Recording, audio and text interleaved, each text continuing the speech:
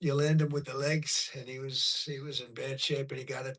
He got that. Not only landed, he landed at exactly the right spot at exactly as blood was pouring down the aisle, which didn't make all of those soldiers in the back feel too good. They're looking at a pilot who's bleeding out, but they didn't want to stand for that. They didn't want to stand for a 100-year-old soldier who had left a legacy of bravery. Everybody talked about it for years, and it was time for him to get the congressional medal of honor. They didn't want to stand for him. There's something wrong.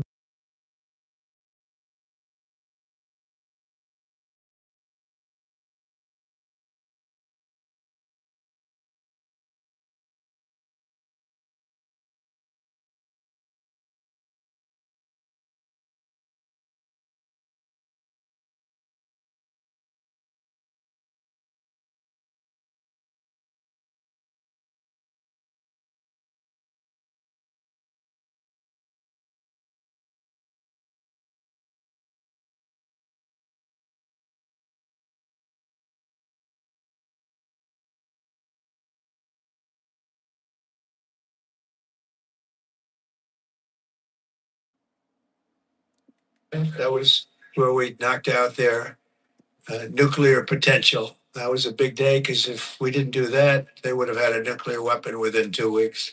And I think we'd be in a lot different situation.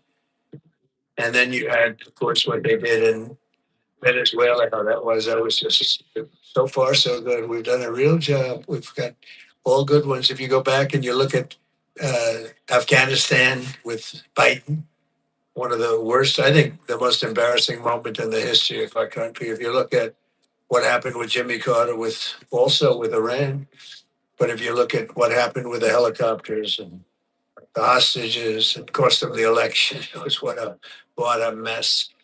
The world respects us right now more than they have ever respected us before.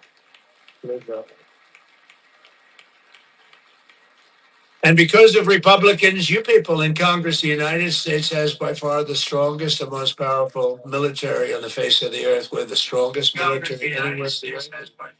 Now everybody understands it. Together with our Israeli partners, we're crushing the enemy in an overwhelming display of technical skill and military force. Iran's drone and missile capability is being utterly demolished. The Navy is gone. It's all lying at the bottom of the ocean. 46 ships. Can you believe it? In fact, I got a little upset with our people. I said, what quality of ship? Excellent, sir. Top of the line. I said, why did we just capture the ship? We're going to use it. Why did we sink them? He said, it's more fun to sink them. I said, that's right. They like sinking them better. They say it's safer to sink them. I guess it's probably true.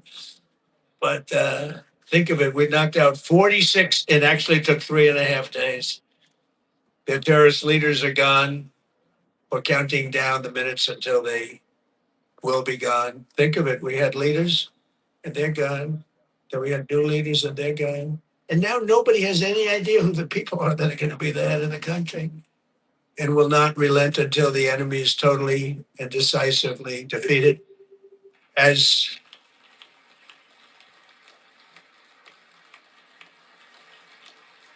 and remember, Iran did so many bad things. They were really, if you look at Soleimani, who was taken out, as you know that, but you know who. But if you look at Soleimani, the father of the roadside, you call it a roadside bomb because most people, honest families, are incredible families. Devastating to be hardest thing to do. And I've done it a lot. The hardest thing to do is to go to Dover because Dover is where, for the most part, a lot of the fallen, the warriors, the great young people that have died in war, they seem to mostly go to Dover. They come home to Dover.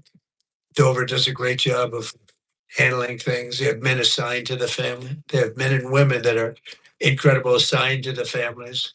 A beautiful thing, but it's also a very sad thing.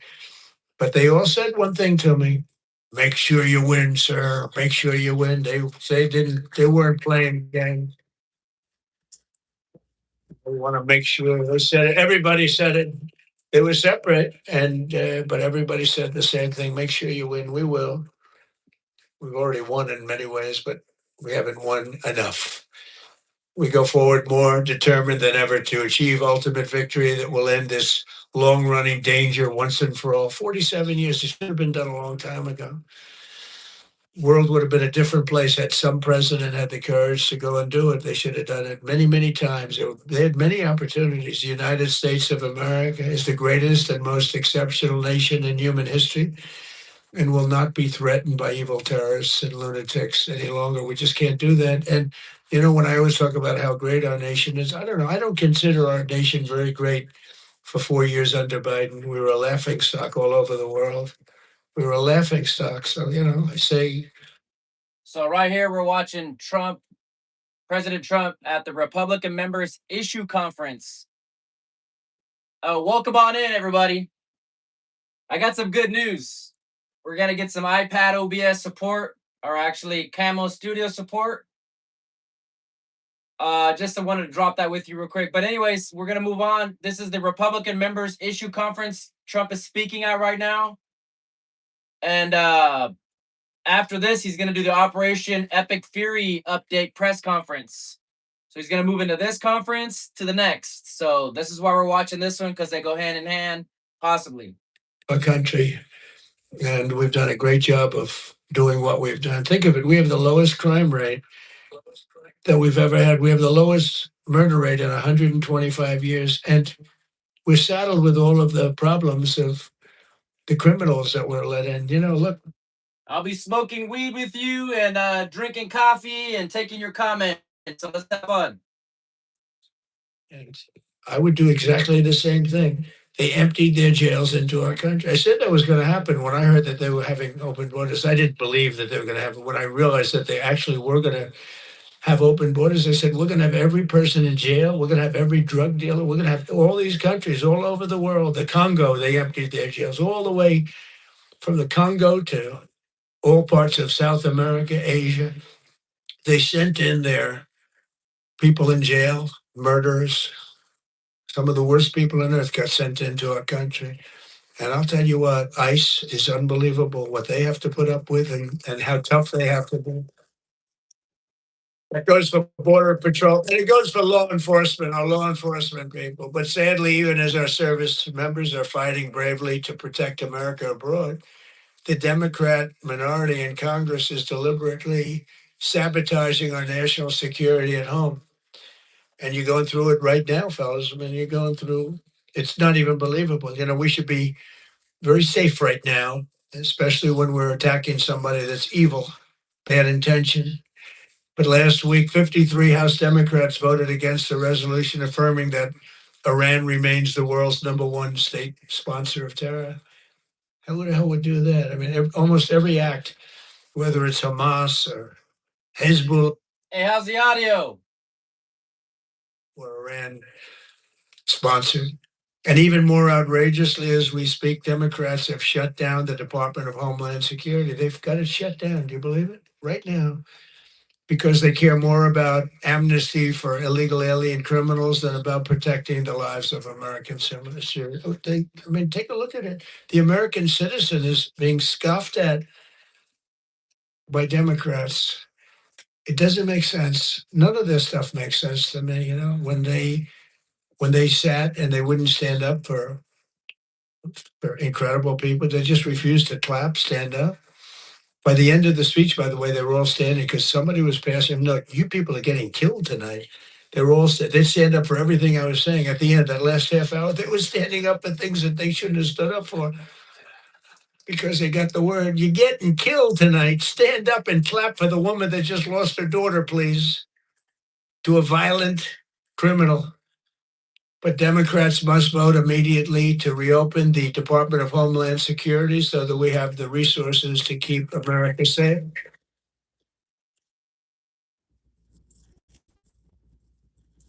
And under our pro America, pro worker, pro family agenda, our country is winning again and America is respected again. And I think we have a country that's as hot as it's ever been, ever before, maybe hotter. And I say it all the time. The king of Saudi Arabia said it to me better than anybody could say it. He said, I get along with him very well, very smart person.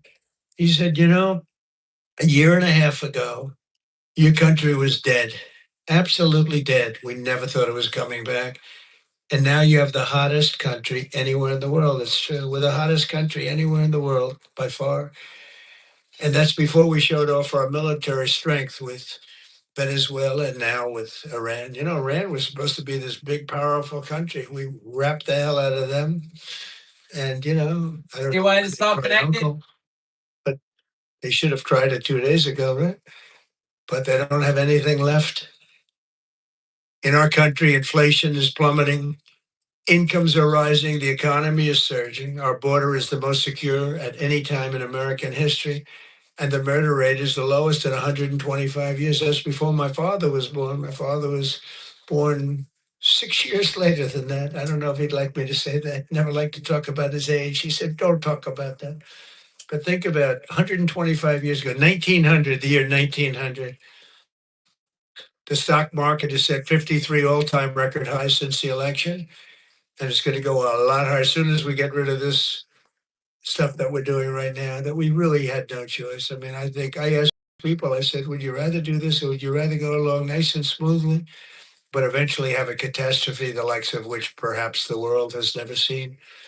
And just about everybody says, except for lunatics, said, no, you had to get it done. Should have been done a long time ago. The average 401k is up almost $35,000. Think of that. It's at the best they've ever done.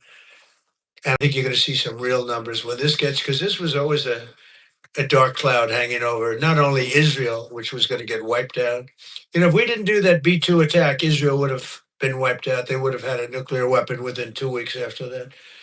And even now, I think they were looking to take over the Middle East because when you look, and we have pretty good proof, all of those missiles that were so stupidly aimed at Qatar, Saudi Arabia, UAE, they were all aimed at others, at countries that were sort of like, leave us alone.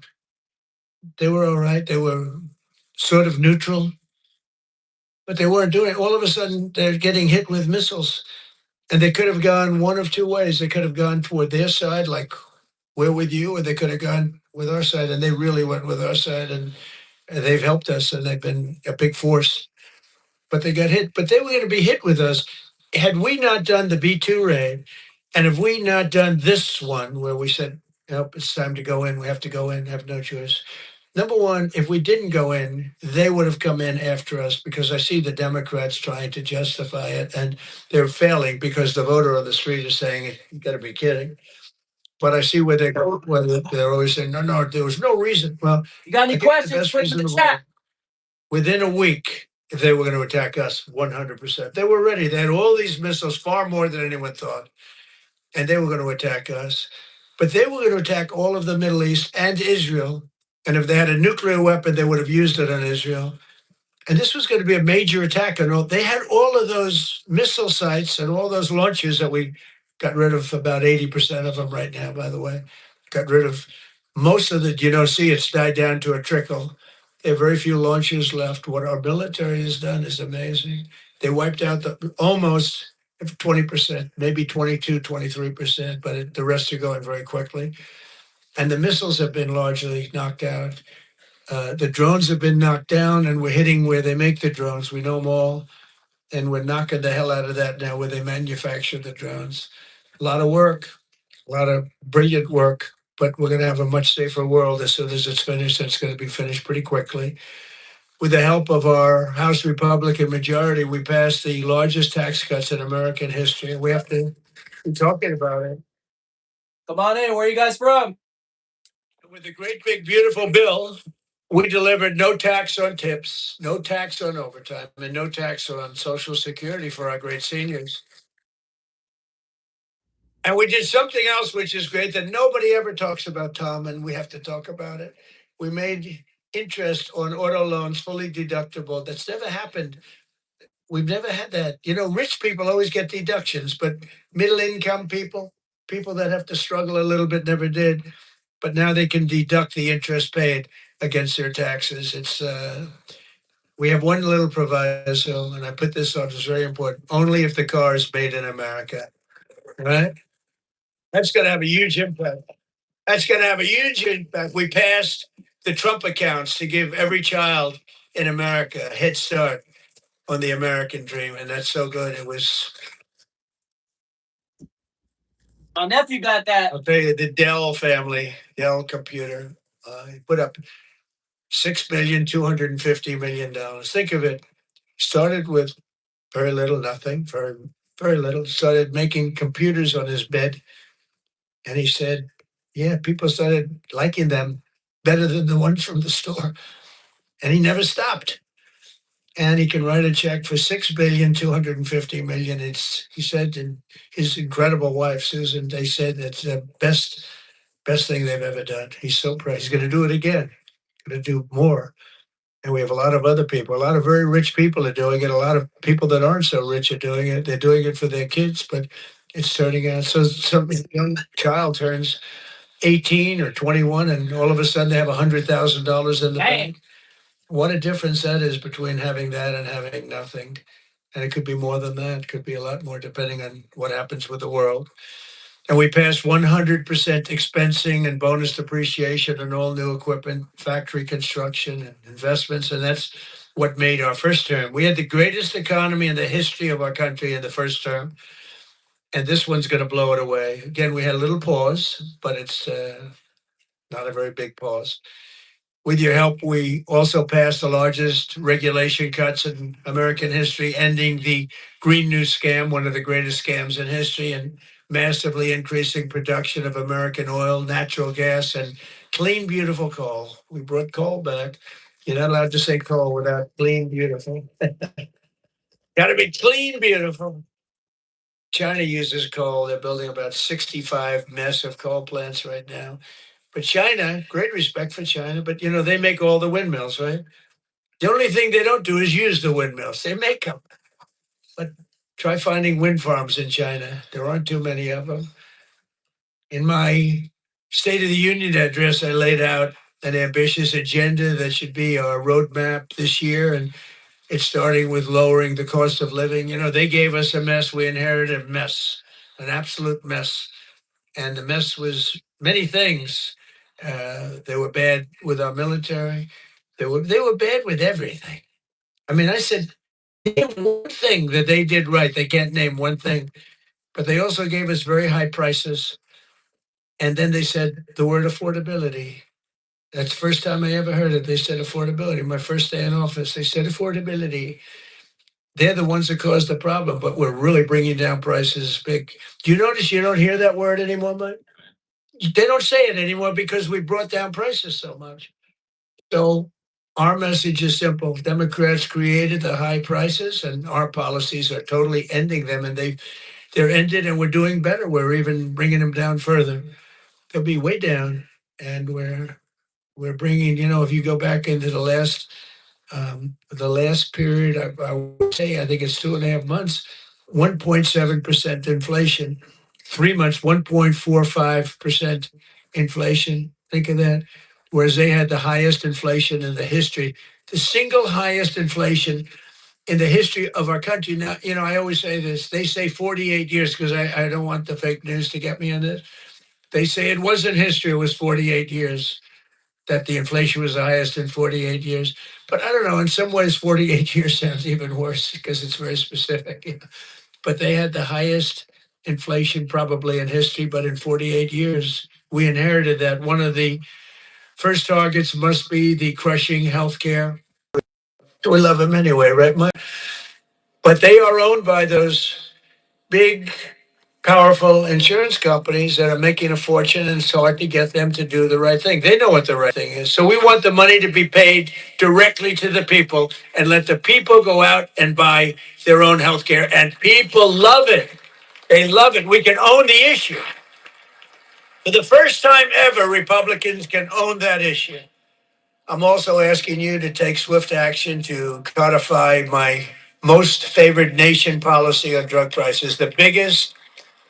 That alone should win the midterms. We have, and I tell this story all the time. My first term, third year, I actually had a slight, it was 1/4 of 1% decline in drug price. First time in 28 years. I was so proud. I went home, told our great first lady, who's now a movie star. I got the biggest. Can you believe this? That movie was hot, and it is hot. He became a movie star. It was a good movie. But I went home and I said, it's amazing. We do so well. We work so hard. This issue is the single biggest issue. We okay. I had a news conference. I'm embarrassed to say, a long time ago, my third term, my first term, third year, because I went up to a level that I did things that nobody's ever done. 28 years, I brought it down 1/4 of 1%. Now I brought it down 80%, 90%, 75%, depending the way that it's driving the fake news crazy because I say 400%, 500%, 600, depending on the way you want to talk about it. If you want to talk about pricing. But using a conservative number, what we've done is we paid the highest price for drugs anywhere in the world, and now we pay the lowest price for drugs anywhere in the world. We are tied for the lowest price. Whoever has the lowest price, that's what we pay. And I did that through tariffs. We had a little disappointing decision, to put it mildly, from Supreme Court. Terrible decision for the people. But the good news is I have lots of other ways of doing the same thing. I just have to work a little harder. They want me to work harder, but we're doing the same thing with a lot of work. But I used tariffs to get this because I went to other countries. The drug companies were not easy, but I got them. I said, we're not paying. We were paying for a pill $130 that in London and Germany and different places you'd pay $10. So we were paying 13 times more. They're paying $10, we're paying 130. And the drug companies, I called them in. We had a rough time, but it wasn't that bad. And they agreed because they knew that I couldn't get the countries. You had to get the countries to approve it. And I called up, and you've heard me say this a couple of times, not often, but I called the countries up. I called up France. I said, Emmanuel, you have to cut your good friends from America a reasonable deal. What's happening is you are paying a tiny fraction for drugs. He said, no, Donald, I cannot do anything about that. I said, you can, you can.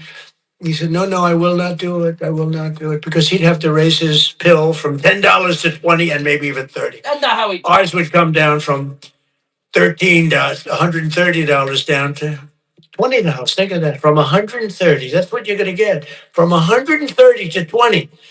But he has to double his price from $10. And they were the boss. I said, no, you will. No, Donald, I cannot do it. Donald. And I heard this from all the other countries too, very elegant people. And they were saying, no, we cannot do this. We will not do this. I said, yes, you will, 100%. No, we will not. Because, they have to double up their prices. And I said, well, here's the story. If you don't do it, I'm going to put, in the case of Emmanuel, I said a 100% tariff on all wines and champagnes coming into the United States. No, Donald, you cannot do that. I said, I've already got the legislation. It's right in front of my desk. I'm going to sign it. Sign the baguettes. Emmanuel, he said, Donald, I will agree to this. Wine and cheese. So he agreed. Everybody agreed. I got every country to agree. And now you've done something that no other president could have done. No, I don't want to brag. But, they've said this about a lot of things. No other president. Then don't brag. Shut the fuck up. No other president. The things I'm doing, nobody else was going to do it. I don't want to brag. They say it all the time. Sir, could you do this? You're the only one can do it. But we got it done, and we got the countries to all go along. Because I said, if you don't do it, I'm going to raise your tariffs to 200%, to 150%. And that's 10 times more than I'm asking for. Not the baguette. Every single one. If it took me 5 minutes, that was like a long time. I was doing badly with that one. So now we have most favored nation pricing into permanent law, and you should codify it. But I don't care that much about codifying it, because what politician is going to agree to increase drug prices by 500%? Okay, so, but it's still good to have it codified. Don't you agree? They're saying, sir, we have to codify it. I said, that's okay, but I'm not. Other things you should codify. That I can tell you. This one you should codify, because you want to take credit for it. You want to take credit for it. So if you can, please codify it. Get out there and codify. He is You're funny. getting an 80%, 85%, 55%, 70% reduction in drug prices. Codify it.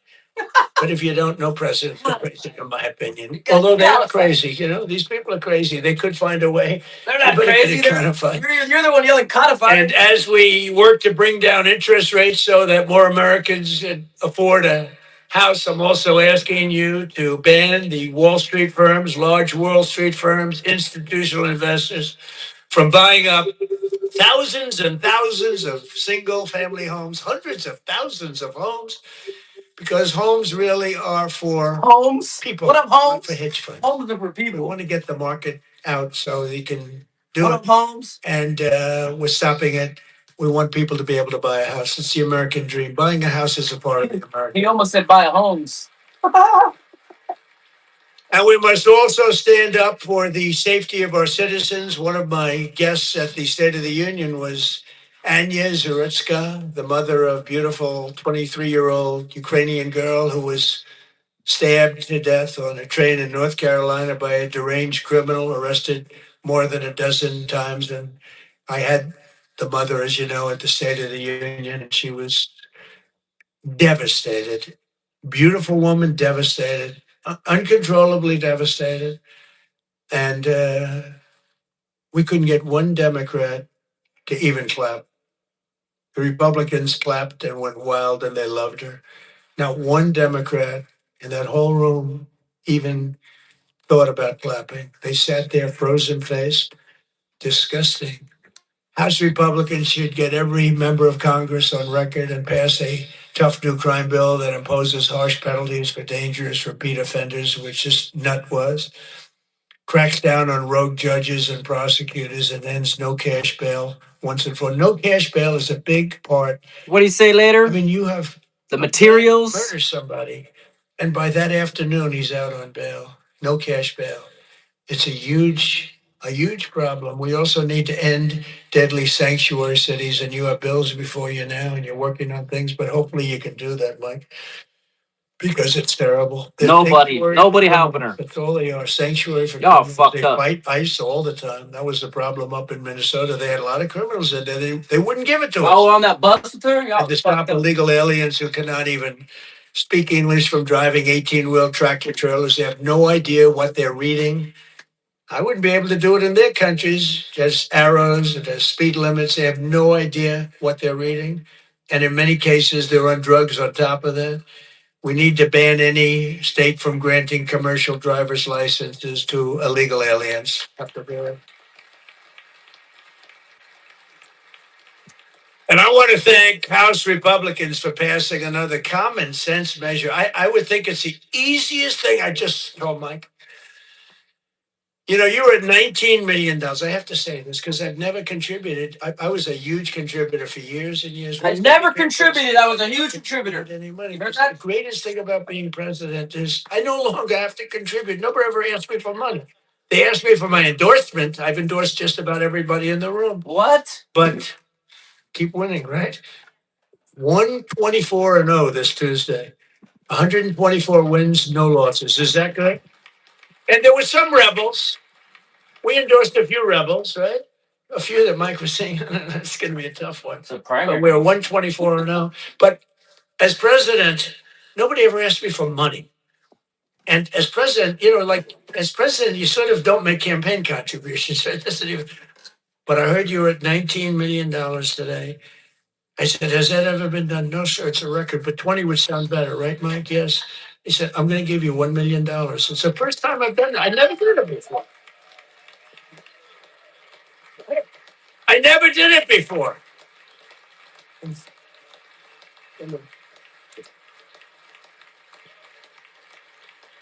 I never did it before. Now I'll be hit up by every political group, every Republican running. Sir, can I have some? Give me a little cash. I'll have Emmer come up to me and say, how about a little cash for my campaign? I will no longer have the excuse that as president. Anyway, no, but we had to hit the 20, right? We had to hit the 20. That was a hell of a thing. You beat it by a lot. You beat the record, the previous record by a lot. But I want to thank House Republicans for passing another common sense measure.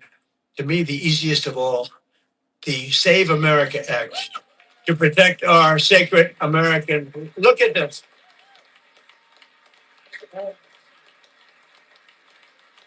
Look,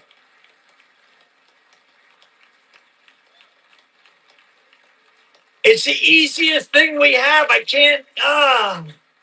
It's the easiest thing we have. Now, the problem is you call it the Save Act, and nobody knew what the hell the Save Act. Have you been seeing? I've been working overtime the last month. It's called the capital the Save America Act. And I saw Schumer yesterday. We will stop Save America. He's getting killed. They can't do it. And then the things within the Save America are so good. But just the title. So we had that with MAGA. Greatest name of all time. Make America Great Again. MAGA. It just worked. You know, I had something, Keep America Great. It was good, but it didn't have that MAGA. You know, there was nothing you could see. I had CAG, and CAG, I said, you know, no longer, that's not good. But MAGA is great, and we'll always respect MAGA. We love MAGA. We're never going to let you down with MAGA. But this one's even better if you think about it. This says, America. We're going to save America. The Save America. How can they fight us? The Save America Act. And I've watched them. I watched Schumer.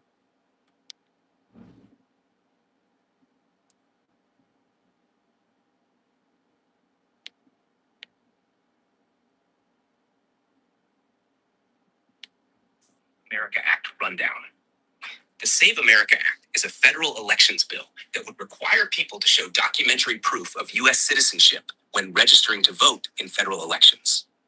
The current House text also adds a photo ID requirement for voting and would require states to regularly submit voter roll data to the Department of Homeland Security for citizenship checks. The House passed the bill in February 2020. What it does, it would amend the National Voter Registration Act of 1994, so a person generally not register for federal elections unless they provide a document that try and move for citizenship. Man, fucking shit sucks, man. No mail-in ballots except for illness, disability, military, or travel. Mail-in ballots are a disaster. Jimmy Carter, the best thing he ever did, he headed a commission after he was president. It was the single best thing, and he did a thing on mail-in ballots. He said mail-in ballots should not be allowed because they are inherently dishonest. And we have seen it time and time again, and we just keep going with it. And I put that down as a top three. Look, no mail-in. Now you have the exceptions for the military, and I would even say foreign-based military. But for the military, He said military like he was disability, drunk. for illness, and if you're traveling, you know, you have a. You're traveling. And I was You get leaving asking them. about when you're traveling. With those three things. Then I added two more. These are best of, best of. These are called best of Trump. We should also add on to this bill. And so what I've asked Mike to do is to draw a new one with these few things added. And let's go for Get ready. Get let's ready. not just get one like Get voter ready. ID, Get but ready. it can be given to you by your daughter. What? Your daughter, she has to be of age, like above the 6 fuck? years old, she's allowed to say. You had to see some of this stuff is so bad. They're doing everything possible What the fuck? because did you they just say? know if we get this, they probably won't win an election for 50 years. What? Okay? And maybe longer. And they're going to fight like hell. But boy, did they get killed. Because even the Democrats, you saw the numbers today, Democrats voted 86% that this stuff should be passed. The Democrats. With Republicans, you're at 98%. But Democrats are at 86, except for the people that Who's the two run the Republican Democratic percent? Party, because they want to try and win elections illegally. It's the only reason you vote against voter ID is because you want to cheat. There's no other reason. What were you talking They about? Your come up with daughter? reasons. They say The fuck? it's racist. That's their number one, racist. Then you have to explain it, and they're just sitting there mumbling. They can't explain it. And it's actually very insulting The fuck? when they use the term racist. Very insulting to the people that they're trying to Rewind that shit. Y'all heard that? defending. Then I wanted to add two more to it because they're, Just wait for it. I say 95%, maybe 100%. No men in women's sports. Very simple. Add that in. And He's talking about voter. and I wanted to add in one other. I'm not even adding in Two people you're gonna add because there's some people people ballot. that like No voting. open borders. These people are crazy, but that's okay because I want 5 things that are like close to 100%. No transgender mutilization surgery for our children. You can't have transgender absentee ballot voting. for our children. So those 5 things. Fired that. Voter ID, citizenship, mail-in ballots, no mail-in ballots. Right? We don't want men playing in women's sports. That's got to be about close to 100%. We don't want men playing in women's sports and no transgender mutilation of our children. Now, that should be the easiest thing to get past that you've ever had. Each one, it's best of Trump. Those are best of Trump. I have some that are very popular, but I wouldn't put them in that category. This is the number one priority. It should be for the House. And I'd like to ask Tom, Steve, Mike, all of you, if you would, I'd like to have you go back and Lisa, hello, darling. Hello, darling. She was screaming her affirmation of what I said. The kid went wild. She was so happy that somebody finally said, let's vote on this. Lisa, you're going to get it done. Okay, I'm going to count on you. Forget the men up here. I'm going to count. Damn. But it's actually a matter in a serious way of national survival. We can't have these elections going on like this anymore. You use paper ballots. If right now they have watermark, it's so safe, it's so good. You put it gets under a light. It says, a code. It's very, very hard to cheat. Another thing, and I don't even bring this up. It costs 7% the cost of those crazy machines. I love the machines where they get the machines. They spend all this money, and they announce during the election that the tabulation will go along for another 3 weeks. Right? With mail-in voting, there's not a country in the world that does mail-in ballots anymore. They tried it. France tried it. It failed. They go to paper ballots. They're all doing paper ballots right now. Most of them are doing paper ballots, except us. And nobody is doing what we're doing. And there's no elections so corrupt as the elections in the United States of America. And we've been solving them with this. And the reason I put those other two elections more corrupt than to do our with it is elections? because they are equally popular. And I think it might help us. And for those people that like Pfizer, I said maybe you put them together because a lot of people feel very strongly about Pfizer. Some people don't, but the people that want it, they really want it. And generally, for whatever reason, they're opposed to what we're saying about the ballots and about citizenship and all of those things. And so put them together and you might get a vote, but we have to get it done. And then we have to get the Senate to do it. But if you could send a bill up to the Senate, we're going for the gold. We don't want what was said. The SAVE Act, it was all right. Nobody knew what the hell it was, including me. I kept saying, what's this? Save America Act. Don't ever say SAVE Act again. It's a loser. The SAVE Act. Nobody has any idea what are we trying to save? It's the Save America Act. If you could send it up in full form, meaning 2-3, we will. I think the Senate has to approve it. I really do. I think, and they're going to have to go the filibuster, and maybe it's going to be the talking filibuster like the old days. The great Jimmy Stewart, right? Remember the great movie Jimmy Stewart? But they have to get it done because if we don't get this done, if it takes you 6 months for not approving anything, I'm for not approving anything. I don't think we should approve anything until this is approved. And they can't win politically. Look, you have them in a corner, and they're listening to every word I'm saying. It doesn't matter because they can't win it politically. Because when they say, we don't want voter identification, we don't want proof of citizenship, all these things are just losers for them. And they won't be able to withstand it. Just like at the State of the Union, they started clapping at the end. I said that. And the reason, because politically, you have to stand for these great people that were being and the word came out from people watching it on television, you guys are getting killed. And this is an even bigger example. So if I could ask the people in this room to go for the gold, we're going for the gold. We're not going for the bronze. We're not going to sign a watered down version like has been set up there. Let's go for the gold, and let's just not accept anything else. I'll tell you what, I'm willing to just sort of say I'm not going to sign anything until this is approved. I really am, but that's how bad it is. And we're going to have to push the Senate because you have 4 or 5 senators that are, uh, I don't know, 4 or 5 Republican senators. You'll have to explain them to me, but we're not going to get into that. But we're going to push them to get it done because I don't think you can politically exist if you're not going to do voter ID and these things. I don't think the people in this country will stand for it. So I'm making my biggest plea tonight. It'll make you, and I'm not doing it for this reason at all.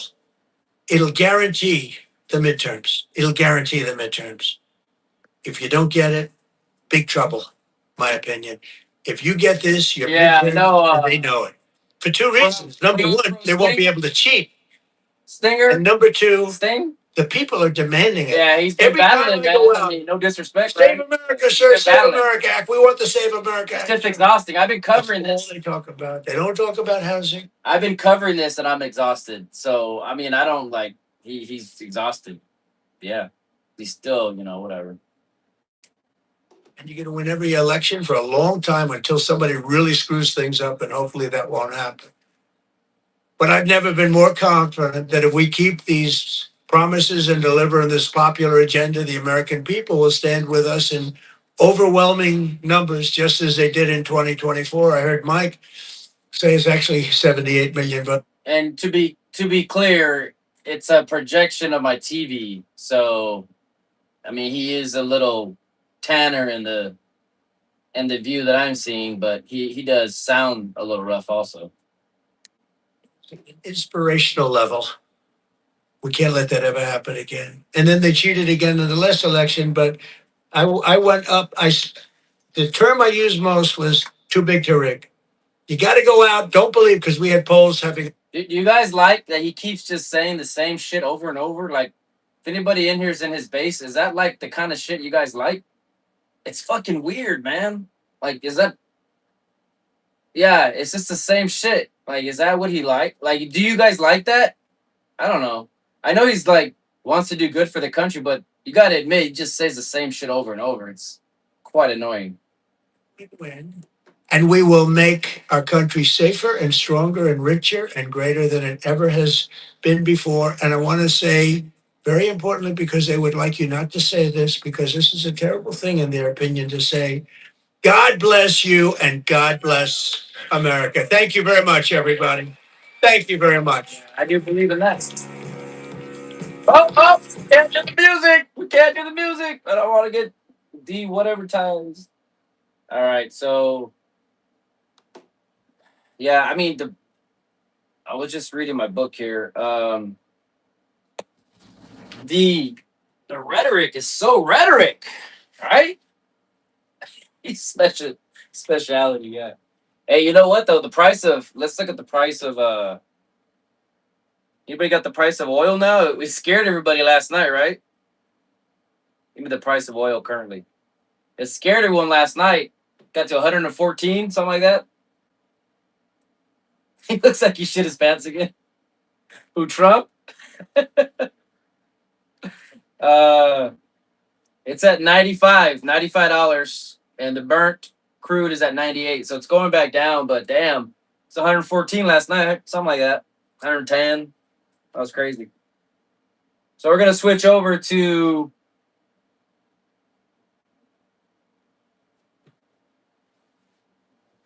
the next press conference about Epic Fury. And forgive me, I don't mean to apologize, but I am going to upgrade soon. I just started a tutorial right before this live stream. I didn't know you can stream and have a studio with your iPad, so I'm learning how to do that. So forgive me. Let's see.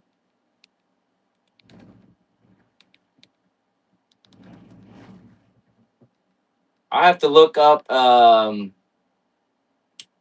gonna put a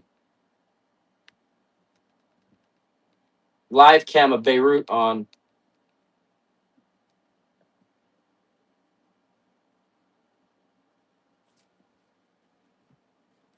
While we wait for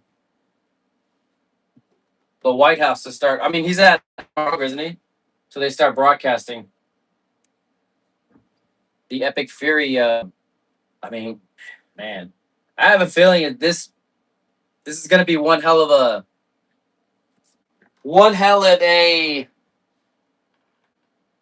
I have this connected to my vacuum cleaner, my camera. Let me reset this, guys. These guys. You won't believe the setup. What was I gonna say? What was I saying? Don't apologize. Do your thing. Appreciate it. I can't imagine what he's gonna say in Epic Fury press conference. Because I think we're about to unleash some weapons that are just because they're trying to get all the drones over there, all the like real Androlls drones and all that. More fresh air, more fresh air. Thank you, thank you, President Trump. Let's see. That was from Daniel McDonald, 1804. Appreciate it. Let's see.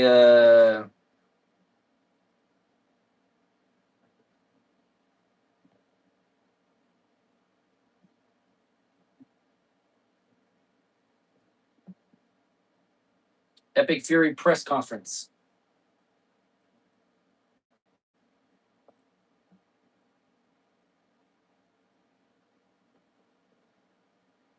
I don't know who's going to be broadcasting it. I'm assuming the White House, but happening now. He's laughing. But anyway, So Chuck Schumer's on right now. You guys want to hear Chuck Schumer? $100 a barrel.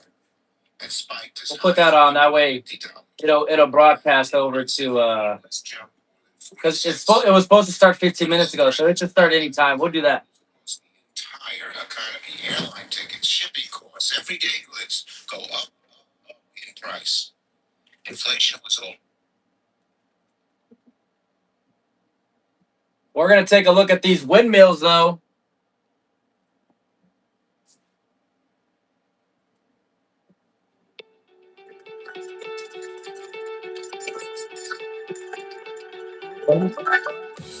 Oh, it's probably copywritten.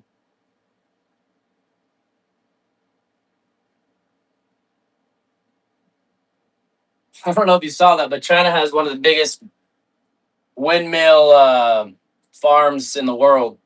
But whatever. More rhetoric, I guess. Oh,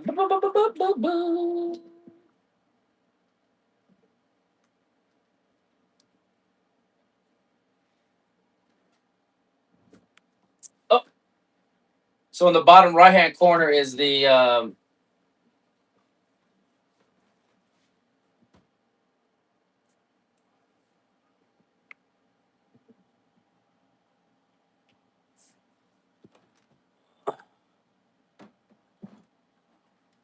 my Ryobi lighting.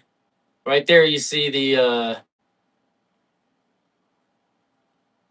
Trump remarks in Florida soon. He's even doing the remarks from Florida. From where's the golf course? Dory, something like that. I'm gonna turn that on. Over the weekend, there were reports that Trump is seriously considering putting boots on the ground. That would be Americans' worst nightmare. Boots on the ground. Once our forces land on the ground, Hey, I have 38 watchers that I'm seeing here, viewers. I'm gonna give you a rundown of who I am real quick, so I can get rid of a bunch of you guys.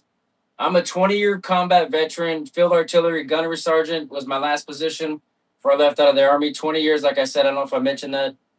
I do suffer from all the bull crap, but I'm trying to make it. This is the only thing I've quit. I've been fired since I've been retired, and I'm just trying to find my way. But I'm gonna tell you right now, I don't like Trump. I don't like Biden. I don't like Obama. I don't like Bush. I don't like Clinton. I don't like any of those motherfuckers. Once you become a certain elite, they're all corrupt. They're all corrupt. All right, so that's who I am. I don't give a fuck what you think about the Epstein files. For me, that shit is legit. It ain't no fucking hoax. So if you think it's a hoax, whatever, it's some bullshit from the Democrats, you could just leave or you can stay and just watch the bullshit that I try to create here. Whatever, that's not what I'm saying, but you know what I mean. And just watch me grow because I'm gonna get better because I found out how to use the iPad now and everything else. But whatever. I'm not. I vote for the right people for the right subject. Could not go Kamala. We couldn't. We know why. So I had to vote for Trump. Was I happy with it? No. 20 years wasted. There you go. Don't worry about it. Ain't your 20 years is mine, so don't worry about it. So the situation dictated, right? Here we are. Just so you know the rundown, I hope that you understand that and you stay or you go. Whatever you do, I wish peace upon everybody. There's bombs dropping now, but I'm sorry. That's just sometimes you got to break them fucking eggs and make yourself an omelet. This will all die down soon. All right, so let's just get through this. Registration. They ask every state for their voter rolls. And a Musk-inspired Doge voter ID using AI would be used to take tens of billions of people off the voting rolls, and they're not even told. I don't hate my country. What's wrong with you? You stupid motherfucker. Apparently you don't fucking understand English. This Doge thing. It's outrageous. It is Jim Crow all over again. And now he says he doesn't even want vote by mail. Tell that to handicapped people. And to register, when they kick you off, you have to show up in person, only 5% do, and you have to show a passport or an original birth certificate. Very hard for people to obtain. It's outrageous. Outrageous. Get that in a bodega. And now Donald Trump says he will not sign any bill to lower costs, lower rent, lower groceries. See what I mean? He's a liar. This is this bill taking away tens of millions of citizens' right to vote. If Trump is saying he won't sign any bills until the SAVE Act is passed, there'll be total gridlock in the Congress. Yeah, I On believe. the other hand, I think if the SAVE Act, does pass, democracy will be in very serious danger. Donald Trump is saying, in effect, unless Congress helps him undermine democracy, he's prepared to hold the rest of the country hostage. This is what he does. He's a thug. He's a bully. He can't ever argue on the merits, so he threatens. And no bills to bring down gas prices, no bills to make groceries more affordable, no bills to increase housing, not until the SAVE Act passes. That's what Donald Trump is saying. Democrats will make sure that never happens. Yield the floor.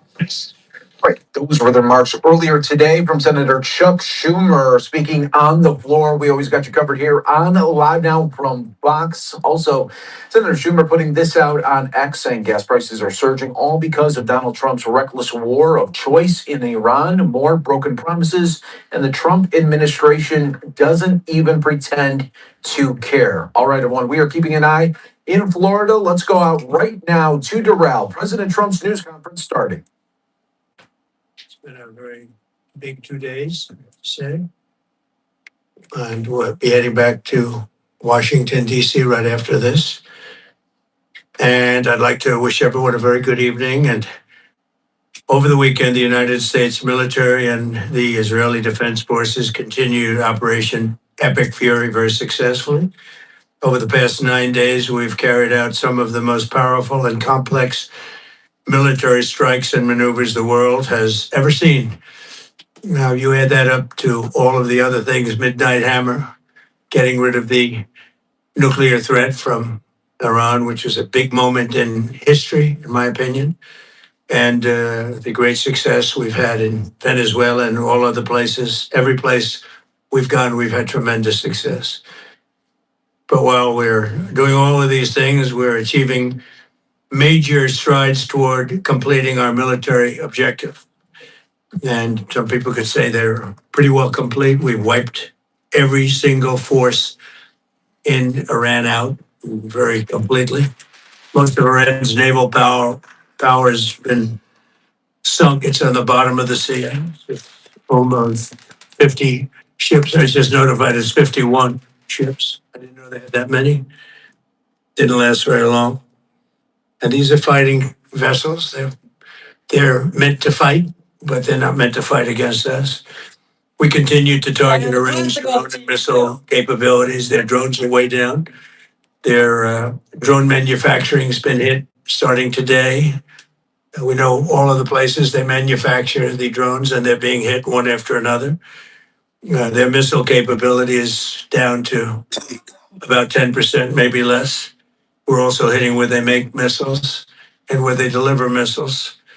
We've struck over 5,000 targets to date, some of them very major targets, and we've left some of the most important targets for later in case we need to do it.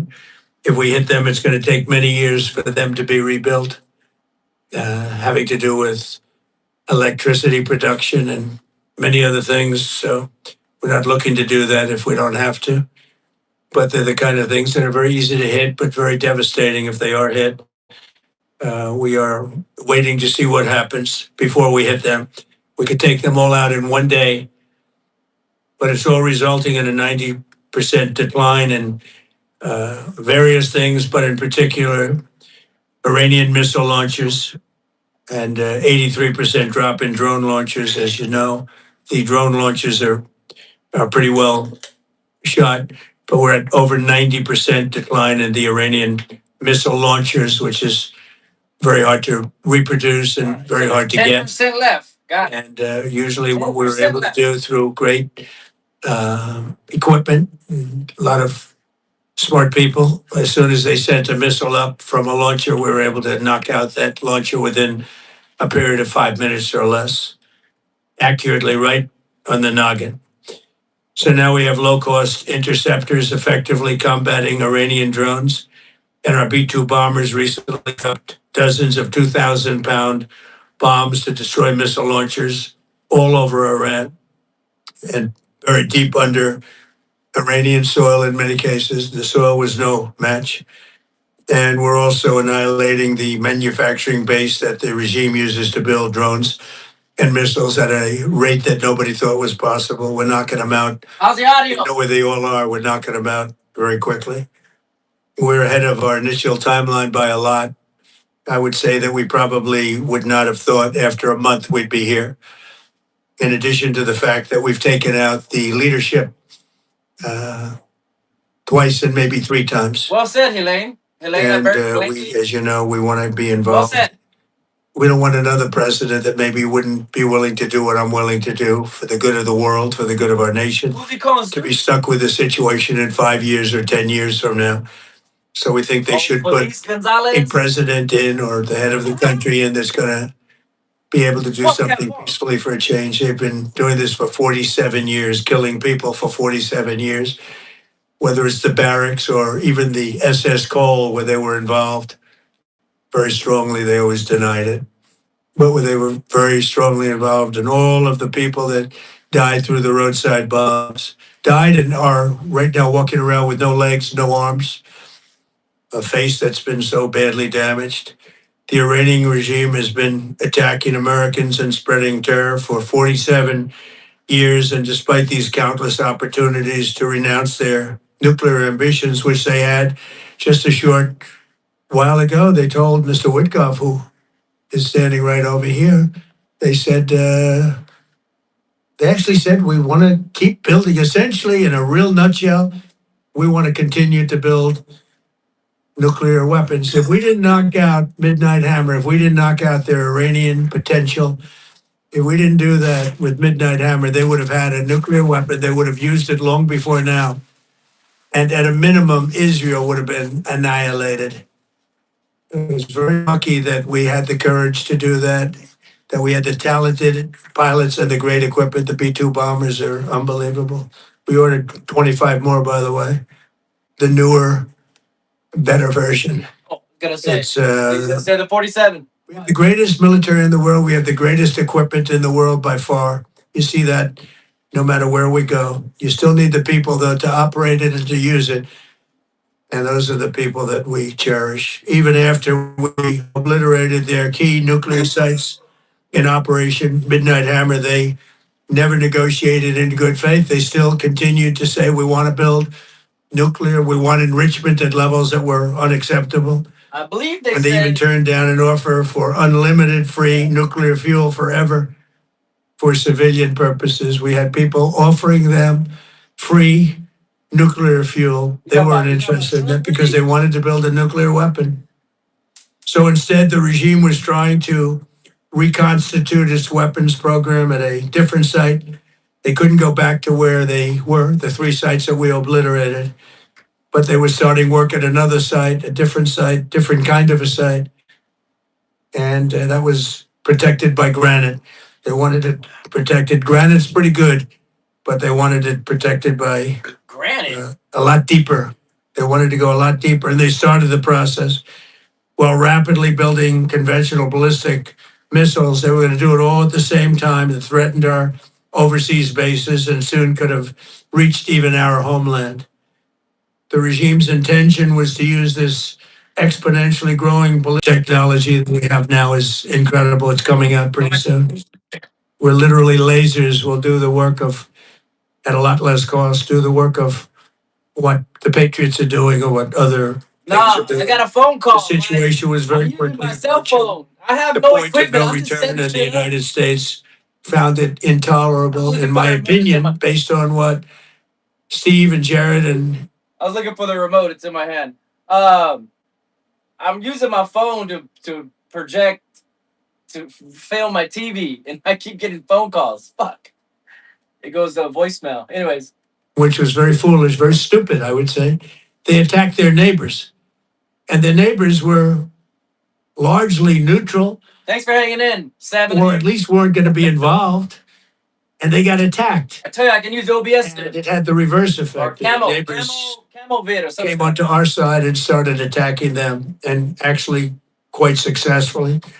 If you look at Saudi Arabia, you look at UAE, Qatar, and others, but If you they were just came strong in, and they were this is my- smart, but they got attacked. I'm using my phone. Nobody, when I first heard it, I said, no, somebody made a I got a mistake. phone call. There was no mistake. UAE had Just said over that. 1,000 This is missiles the shot bottom. at it, knocked them almost all down.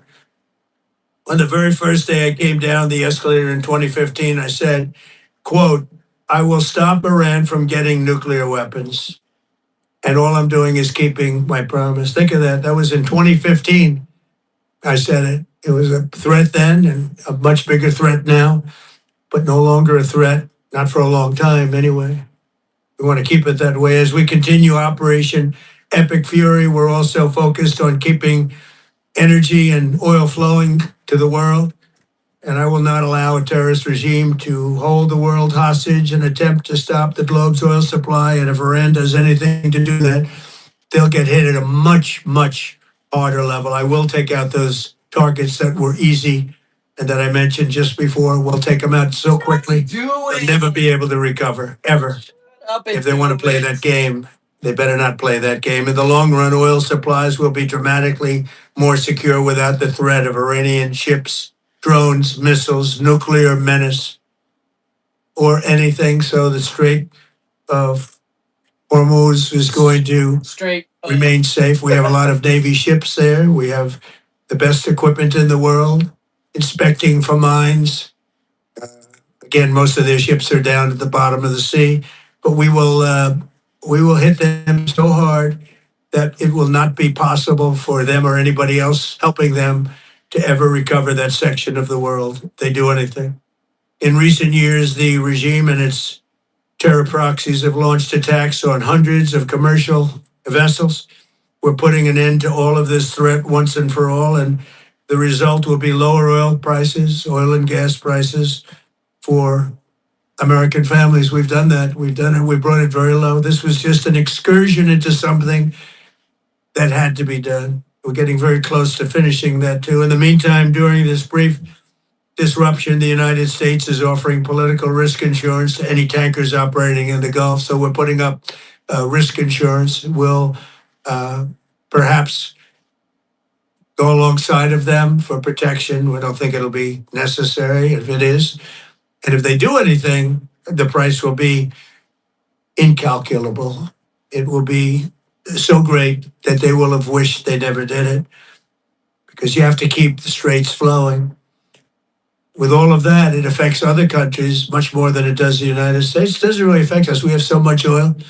We have tremendous oil and gas, much more than we need. We have Venezuela now as our new partner, great partner. They've worked out so wonderful. We're working with the administration, the president, and it's a massive source of oil, gas, everything. But we're in a very good position, but very unfair to other parts of the world, like China as an example. I mean, we're doing this for the other parts of the world, including countries like China. They get a lot of their oil through the straits. So we're doing this. We have a very good relationship with President Xi in China. I'm going there in a short period of time. And we're protecting the world from what these lunatics are trying to do, and very successfully, I might add. We're also waiving certain oil-related sanctions to reduce prices. So we have sanctions on some countries. We're going to take those sanctions off till this straightens out. Then who knows, maybe we won't have to put them on. There'll be so much peace. But when the time comes, the U.S. Navy and its partners will escort tankers through the strait if needed. I hope it's not going to be needed, but if it's needed, we'll escort them right through. And we have the greatest mine-sweeping ability. We have the greatest ships, and all of them. We know exactly where they're placed. We'll get them out of there very fast, but we hope we don't have any of that. And again, if they do that, if they play that game, we're going to hit them at a level that they have not seen before. So we're winning very decisively. We're way ahead of schedule. Our military is the greatest in the world, with the greatest equipment and the greatest people in the world. Nobody's ever seen anything like it.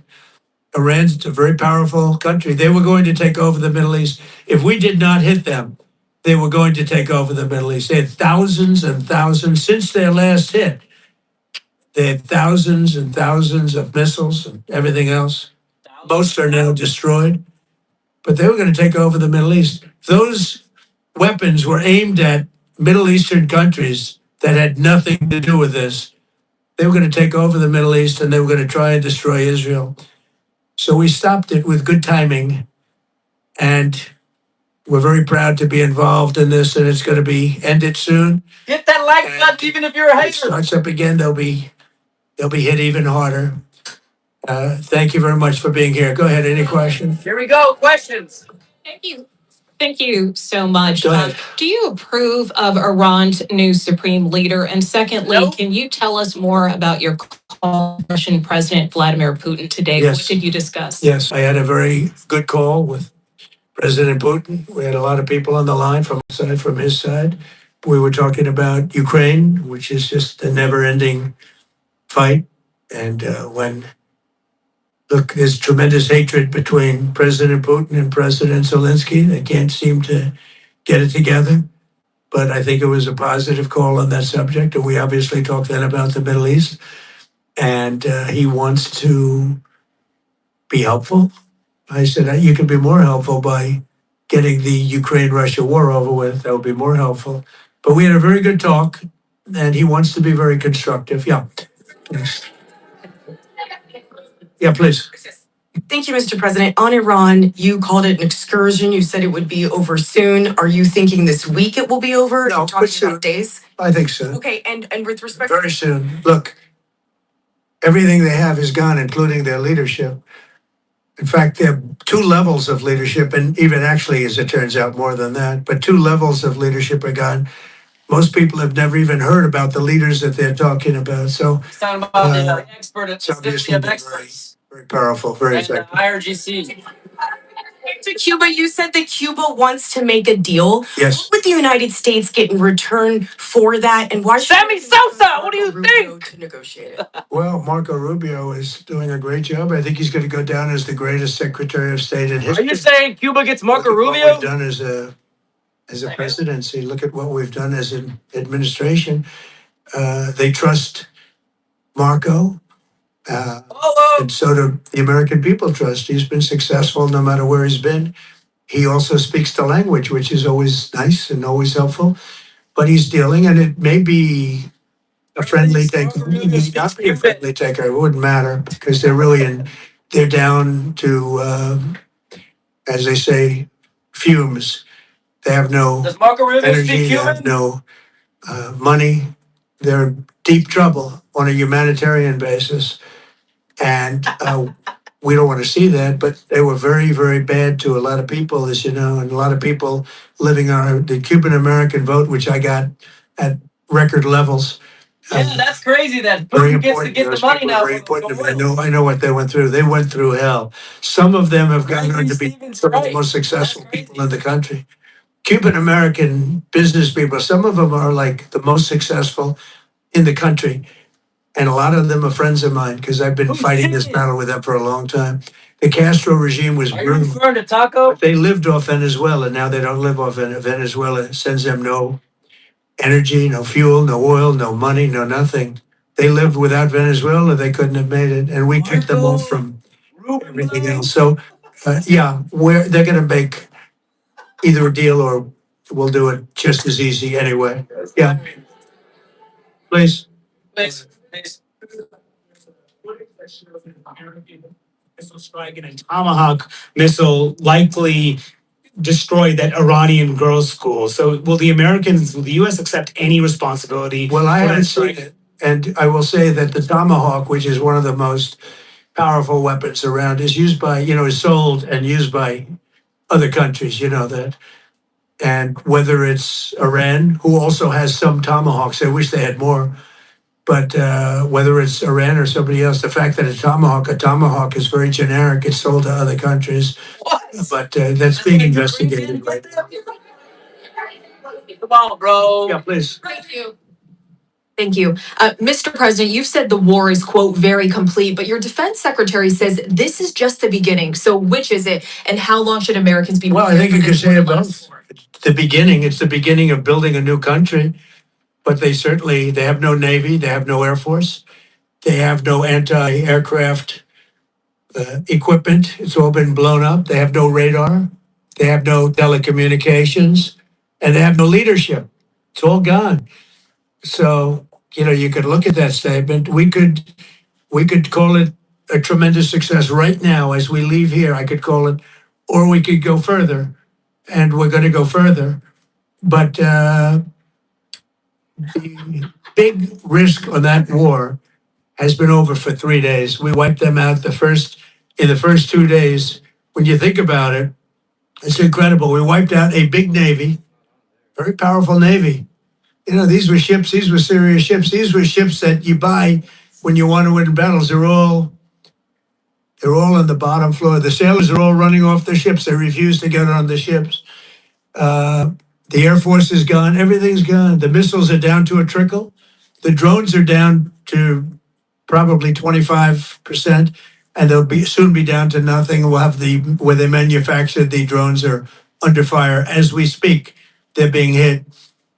So the rest is going to be determination as to my attitude, along with the people in the Trump administration, what we want to do. Thank you. Yeah, please.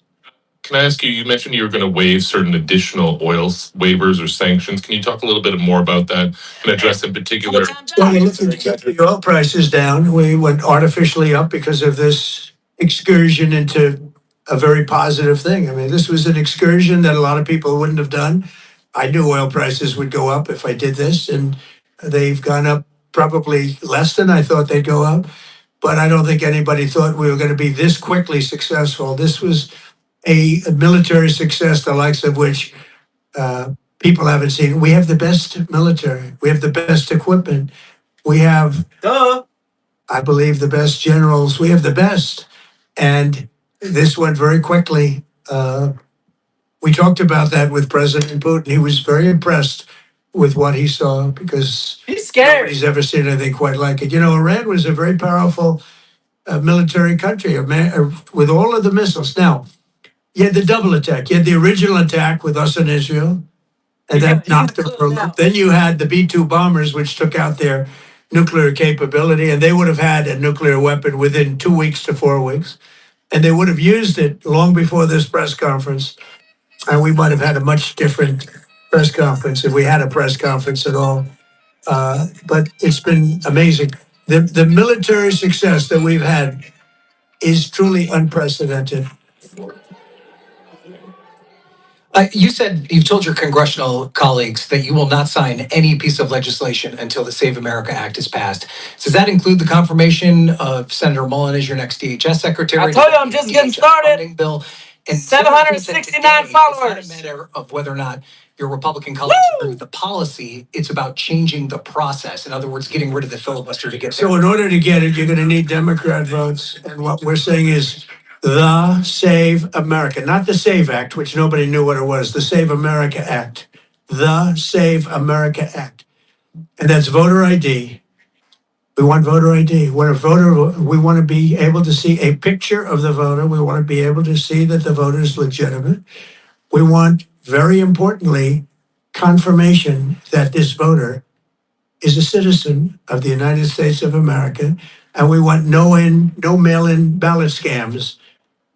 So we have exceptions for the military. Does he think mail-in means trans? Or disabled, and for people that are away, He was talking about mail-in. business trips or whatever. Start talking about trans. Even vacations would be very liberal in that. We've added two things: no men in women's sports and no transgender mutilization of our children. We don't want our it's mutilization of our children, and we don't want that. Oh, okay. So we added those two things. That's the 5 points. We have 5 very good points. It polls at 86% with Democrats. Think of that. The overall vote is 86%. With Republicans, it's 98%. And the only one opposed to it is a Democrat leadership because they cheat. They want to cheat. So we added those 2 points. We're going for the gold, and we're going to have to fight like hell. Now, certain things will happen. Certain things will take place. I'm here to do a great job for the country. Supposed to be We talking don't about have a country if we're going to have elections that are so corrupt and so Here we go. dishonest, like we've witnessed over the You've been here last the whole time. It's the same period thing, of right? time. You know, as an example, virtually Yeah, right. nobody has nobody has a 98%. system of mail-in ballots like we have. No other country in the world. France went away I from think it. it means mail-in They all, ballots. you know why? is a Because guy it's thing. corrupt. And Jimmy Carter, when he had a commission, frankly, I think it's probably the best thing Jimmy Carter did. He said, you can't have mail-in voting Absentee ballots is a joke. because it's inherently dishonest. And it's turned out I was in Iraq. I mailed my absentee ballot. They didn't even get there in time. They said who the winner was. Yeah, that shit's all a joke. I know they go back and count it later, but you know how it is. Inside the US, there's reports that they have pressed that trigger button to activate those cells, at least abroad. well, they've been trying for a long time. We've been very much on top of it. One of the things we have to do is get the Democrats to stop the Democrat shutdown, because as you know, the apparatus that looks into that, Schumer and the Democrats have shut it down, which tells you they probably hate our country a lot. But the Democrats have to open that up. But we've got very, very good intelligence into that. We know a lot of different things that have happened that have been very bad. A lot of them came in during the Biden open border period, but we have them under. He's not lying about that. We've got them. We're watching every single one of them. Yeah. We know a lot about them. The biggest problem we have is the Democrat shutdown. We know a lot about them, He's not but lying the about shutdown doesn't allow us to do what we have to do.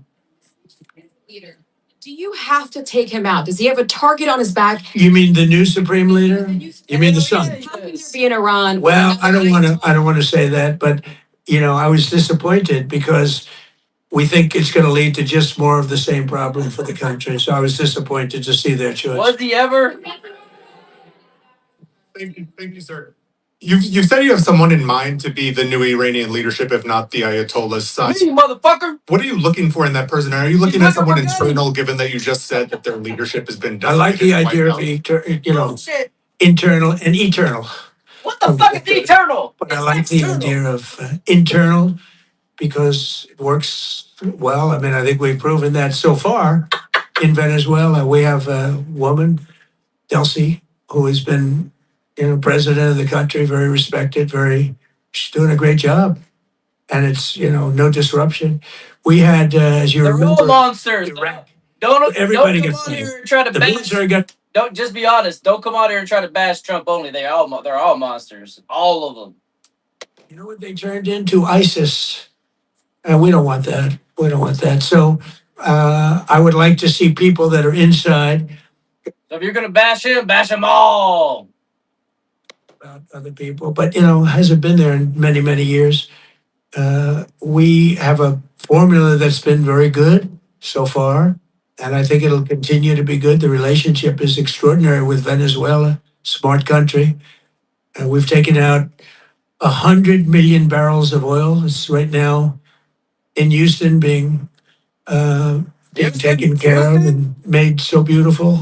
And you have to see this at work. They have it's brought to the refineries. It's being refined in Houston, which is made exactly for that product. And so far, but it's 100 million barrels of oil, and now they have another 100 million barrels coming. And it's like a partnership. We're getting along so well with them. It's great for Venezuela and it's great for the United States.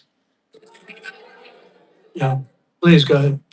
Mr. President, you just suggested that Iran somehow got its hands on a tomahawk and bombed its own elementary school on the first day of the war. But you're the only person in your government saying this. Even your defense secretary wouldn't say that when he was asked, standing over your shoulder. You just said that. Saturday.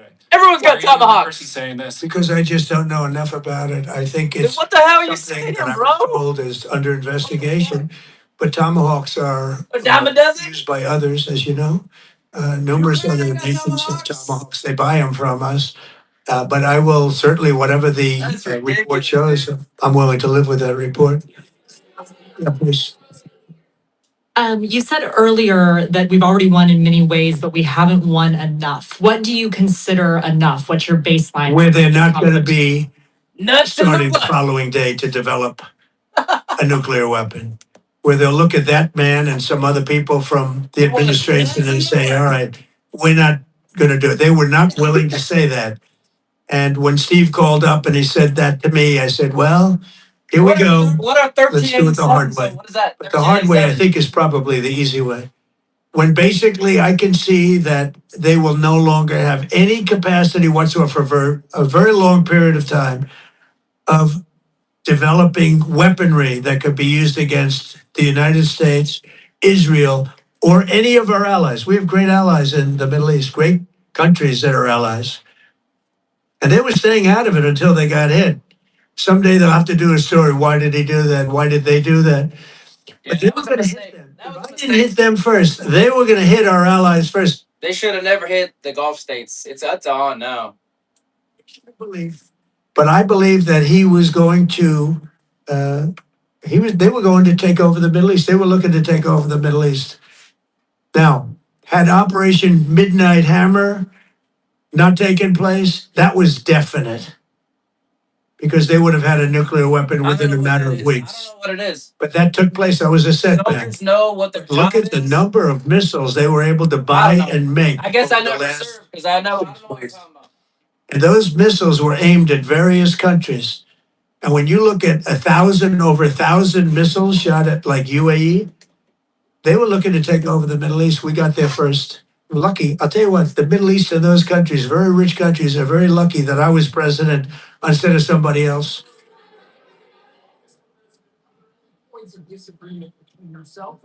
I don't know what you're talking about. When it comes to U.S. action in Iran. I don't think so. No, we get along very well on this. He was, I would say, philosophically a little bit different than me. I think he was maybe less enthusiastic about going, but he was quite enthusiastic. But I felt it was something we had to do. I didn't feel we had a choice. If we didn't do it, they would have done it to us. I felt based on the negotiations that were being had by Steve Witkoff and Jared Kushner and Marco and Pete and everybody was involved. I felt that they were looking to tap us along before they hit, and I thought they were going to hit. And if they hit us first, that would have been a very bad thing. In the back, please, in the back.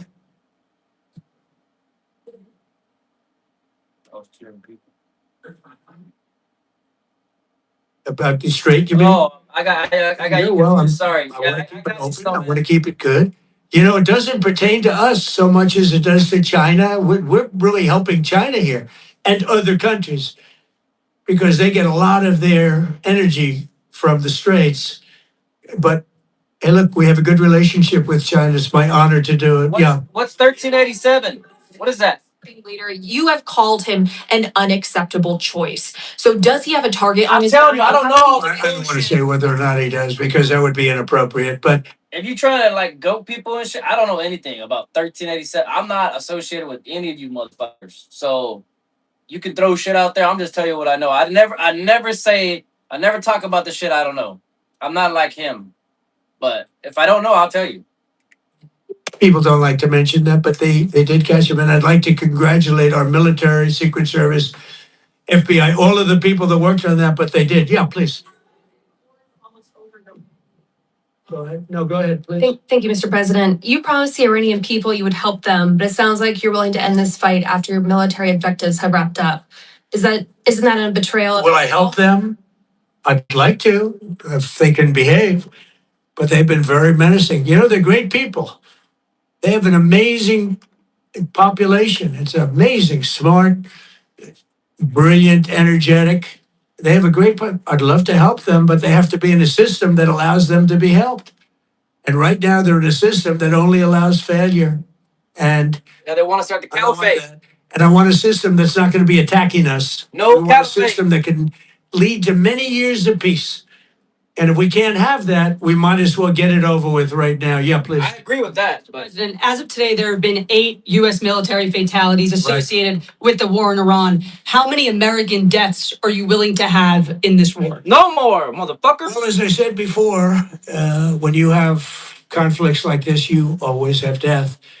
And I was at Dover yesterday. I met the parents, and they were unbelievable people. They were unbelievable people, but they all had one thing in common. They said to me one thing, every single one: finish the job, sir. Please finish the job. And I'll leave you at that. Thank you very much, everybody. Thank you. All right, just listening in there, President Trump wrapping up his press conference from Doral, Florida, after meeting with Republican leadership as well, taking quite a few questions on what was going on there in Operation Epic Fury. Now into. All right. So there you go, Operation Epic Fury. You have any questions? I'm gonna put on the Beirut camera. Daytime in Beirut. American idiots. What does that mean?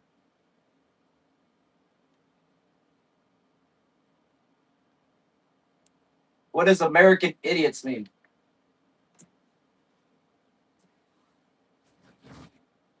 More like Operation Epic Embarrassment. Eat. The money Iran is spending on missiles could build a healthy country like the Gulf states nations eat. Hey, you're right. Look at the other side of the Persian Gulf. So what we're gonna do, we're gonna look at some tweets. You ready? We gotta get caught up with the Twitter. Here we go.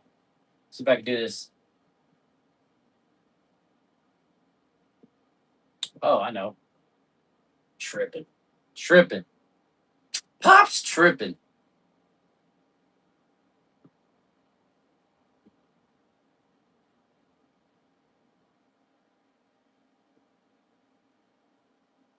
I gotta put my glasses on because I'm using my little phone. 3, 2, 4.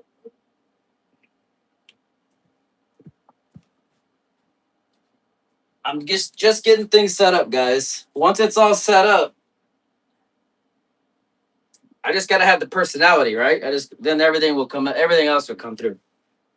Let's see. Here we go. This is my little phone. Mirror in there. Okay. We got, I don't know what that is. Check that out.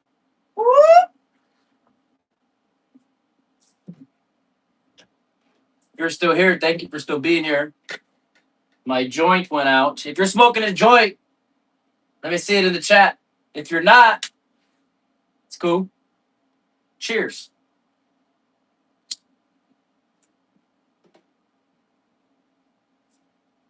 As we go through the news,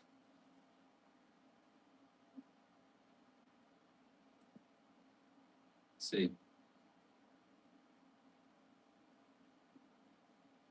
Trump, families of killed U.S. soldiers told me finish the job. You heard that in his update in the press conference. To recap,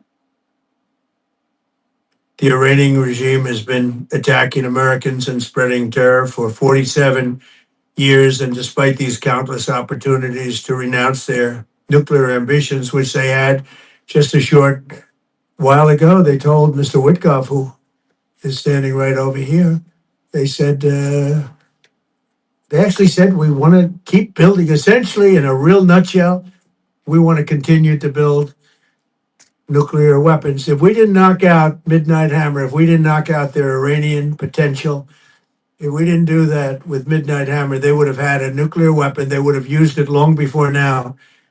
And at a minimum, Israel would have been annihilated. I was very lucky that we had the courage to do that, that we had the talented pilots and the great equipment. The B-2 bombers are unbelievable. We ordered 25 more, by the way, the newer, better version.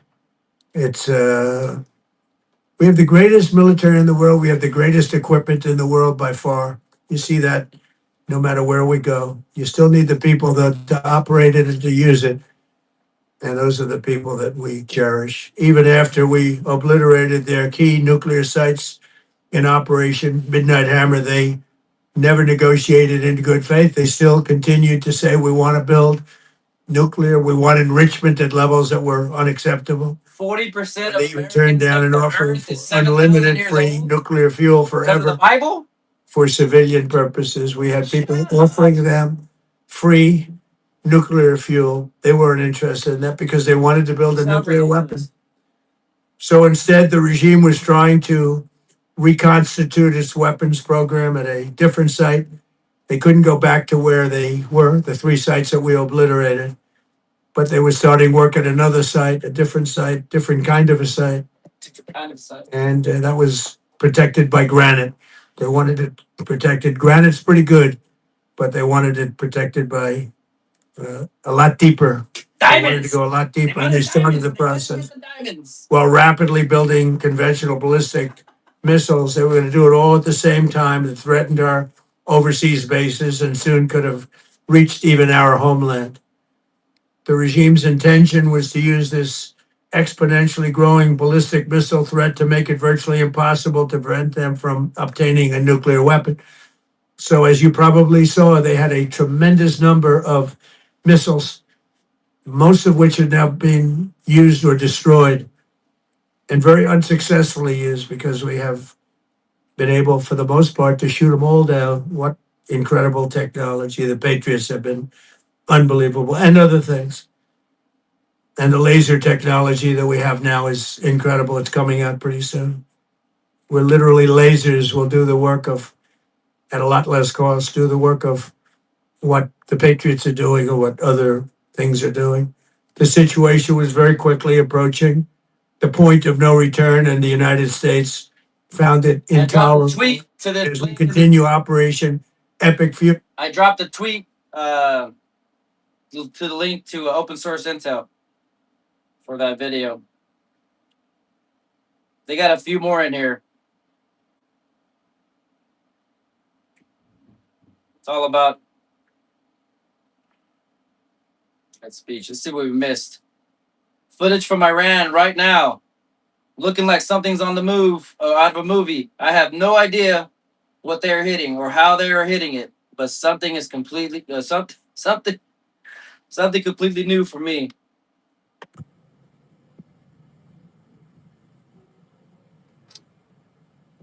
요, 오조, 오세무노.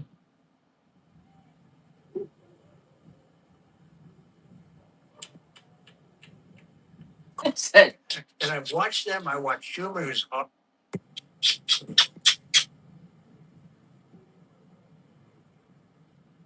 요, 오조, 오세무노.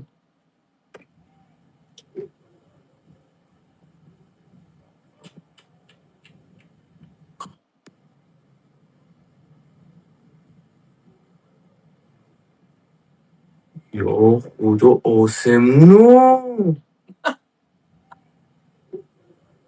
he was fucking good.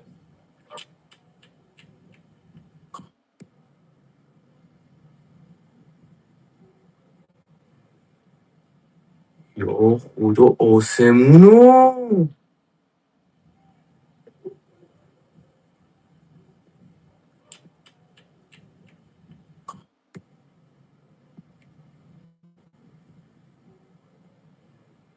There's another Formosan defender. 오조, 오세무노.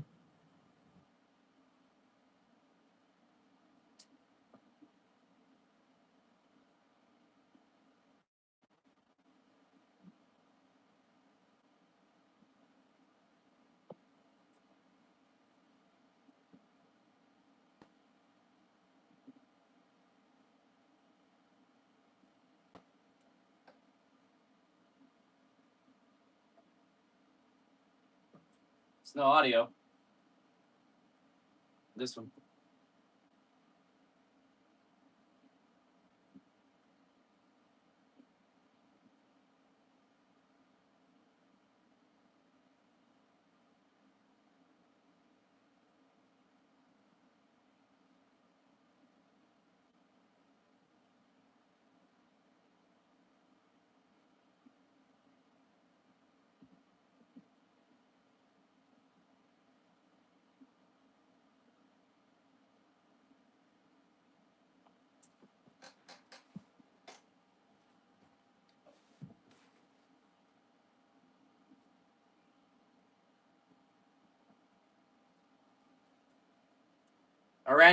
Iran's foreign minister says Tehran has not prevented ships from sailing through the Strait of Hormuz.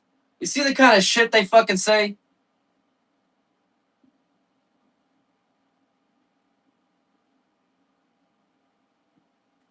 My phone ringing again.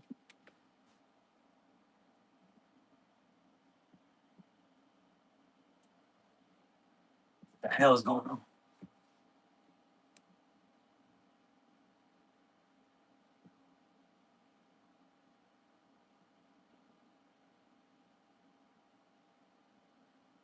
Shit.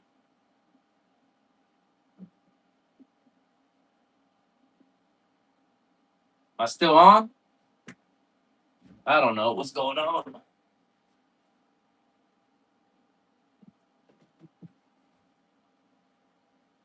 Microphone check.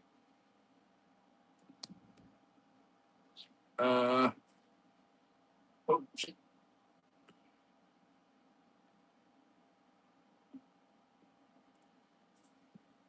Still there? It looks like it's still going, but it's not working on my iPad.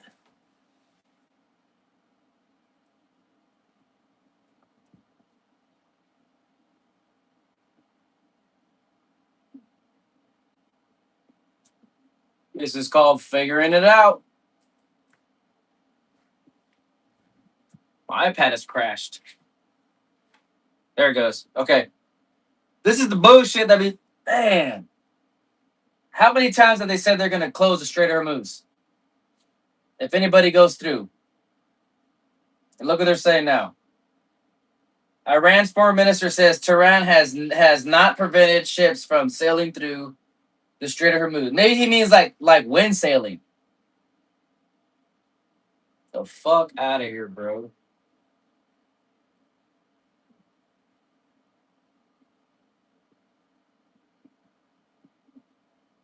President Trump says the U.S. has so far refrain from striking key Iranian electricity sites, but could do so if Tehran fails to cooperate.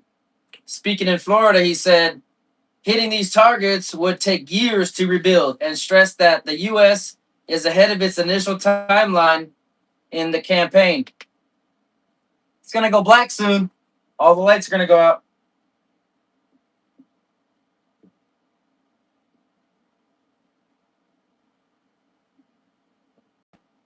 Bahrain Interior Minister says a residential building in Manama was hit in an Iranian attack, leaving one person dead and several others injured. That was 9 minutes ago. You guys getting the water and stuff yet? I guess no big deal, right? It's when you're supposed to get the water, when it's no big deal.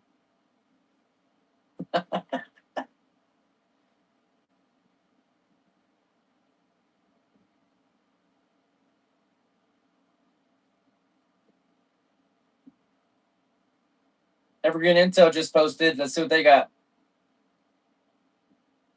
Iran does not, in fact, have tomahawks.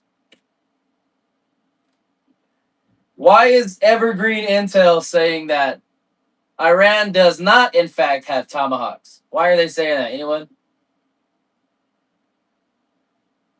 Wow, I can't believe he said that.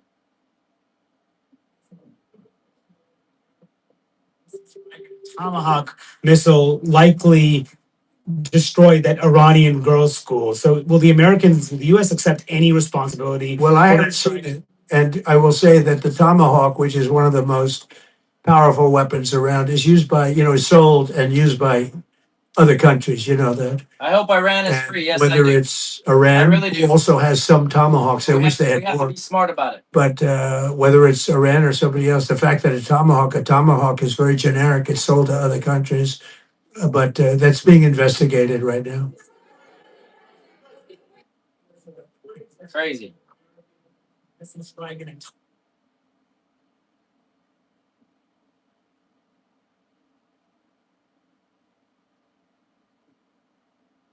I can't believe you said that.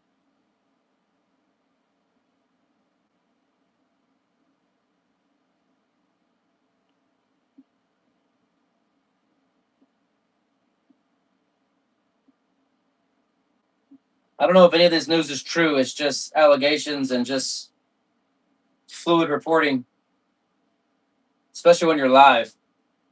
But Knoll Report says the U.S. military has lost 11 MQ-9 Reaper drones during Operation Epic Fury in Iran, worth over $330 million in total. CBS News reported, citing U.S. officials.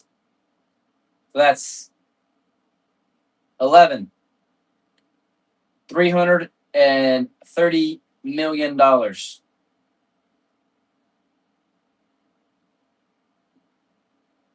Per. No, that ain't no way. Ain't no way one of those is $330 million. Ain't no way. Ain't no way. Is that total? Is that total? Anybody?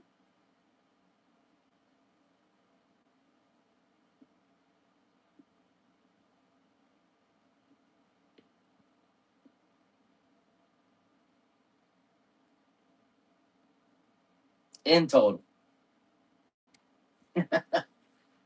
I was tripping. It's a lot of money. Open source just posted.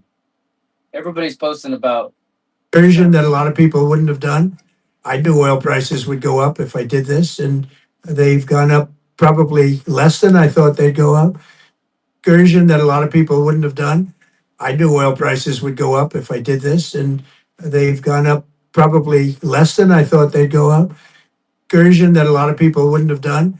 I knew oil prices would go up if I did this, and they've gone up probably less than I thought they'd go up. Version that a lot of people wouldn't have done. I knew oil prices would go up if I did this, and they've gone up probably less than I thought they'd go up. Version that a lot of people wouldn't have done. I knew oil prices would go up if I did this, and they've gone up probably less than I thought they'd go up. Excursion that a lot of people wouldn't have done. Wait, is this I a didn't new? know prices would go up if I did this, and Oh, I thought he was. I thought this was another speech. Shit, he's got me. He's got me. That was just a thing. we continue. Do you approve of Iran's new supreme leader? And secondly, can you tell us more about your call with Russian President Vladimir Putin today? Yes. What did you discuss? Yes, I had a very good call with President Putin. We had a lot of people on the line from our side, from his side. We were talking about Ukraine, which is just a never-ending fight, and when look, there's tremendous hatred between President Putin and President Zelensky. They can't seem to get it together. But I think it was a positive call on that subject. And we obviously talked then about the Middle East. And he wants to be helpful.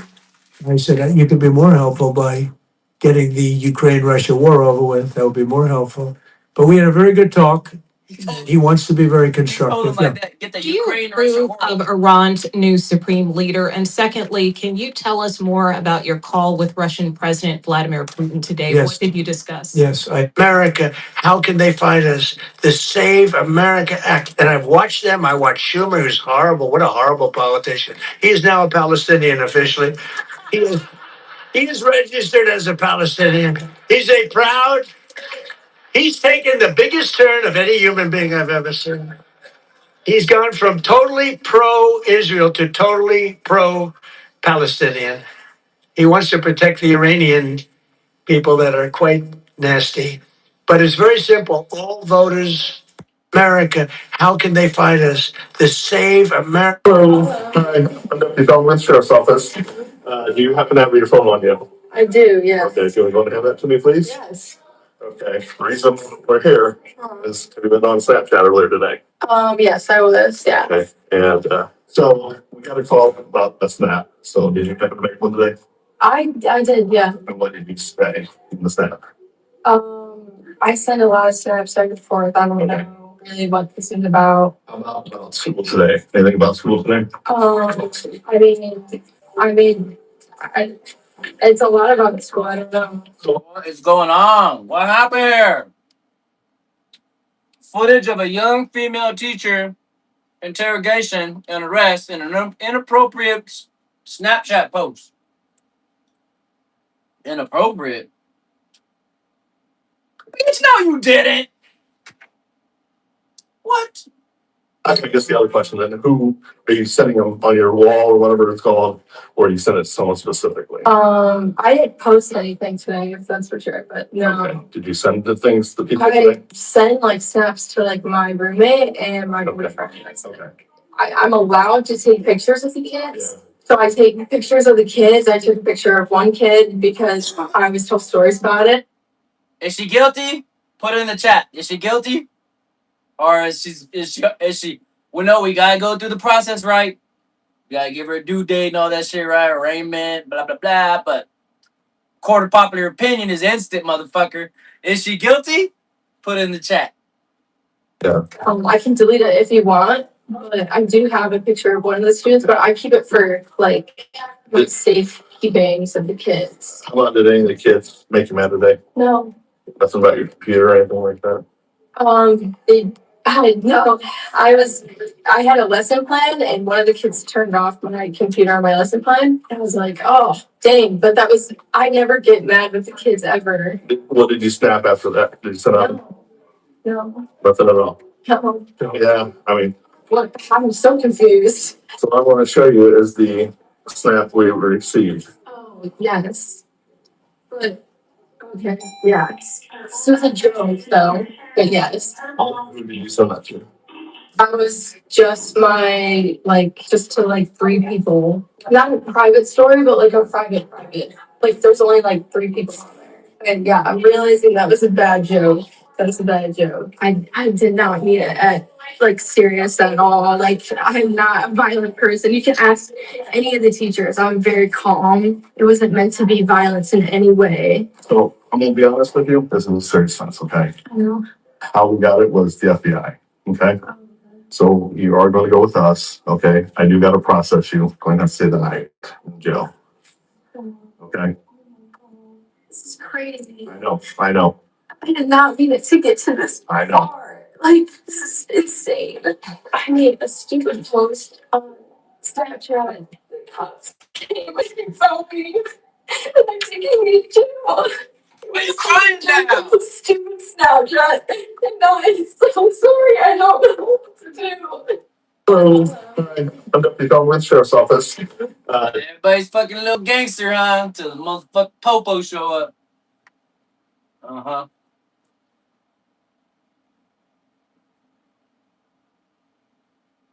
They're always saying, no,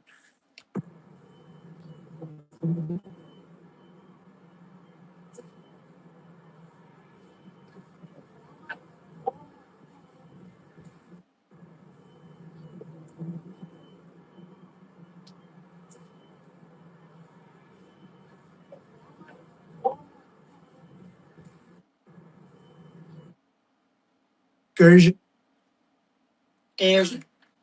now, I was a hunter, and many of us, I've covered 5 different presidents. I have never seen one other than Donald Trump who regularly takes phone calls from reporters. So I thought I would talk a little bit about that. talk, man. I've spoken to him over the phone 3 times since the military operation, the war against Iran started. In each of those cases, I simply called him and he answered. Some of the conversations are short, some of them can be quite lengthy. I talked to him today during the middle of the afternoon, and the call lasted for about 20 minutes. When I called, I was actually calling to ask him because if he was firing Kristi Noem, because ABC News was about to report that had happened.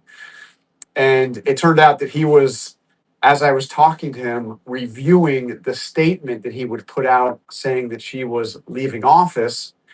And he told me he was sitting there with Marco Rubio, and he started to read the statement to me, and then he pressed send, and said, "Look, you can see it now. You can see it now." And sure enough, while we were talking, it appeared on Truth Social, him saying that Kristi Noem was leaving, being replaced by Mark Wayne Mullen. The conversation then turned to Iran, obviously the really big story and major decision which may define not just his presidency but his entire political career. And I have to say, he just sounded You think that incredibly happened? triumphant. He said to me, "They're calling me the GOAT, greatest of all time." What the fuck? And he asked me, and this is one of the unusual things. Chill out around him, He man. asked me if I thought it was impressive, meaning the war. What the fuck? He said, What do you think of the performance?" He clearly feels that he is a I've never seen president this. right now.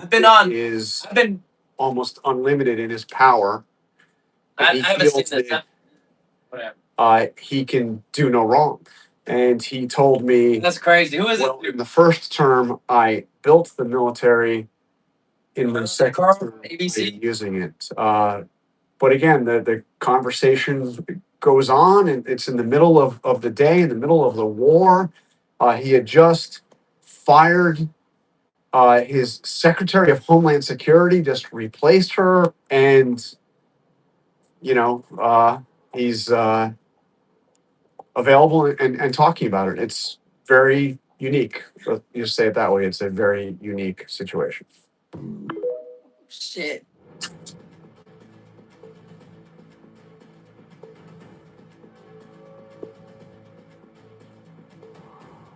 Very unique indeed. Very unique.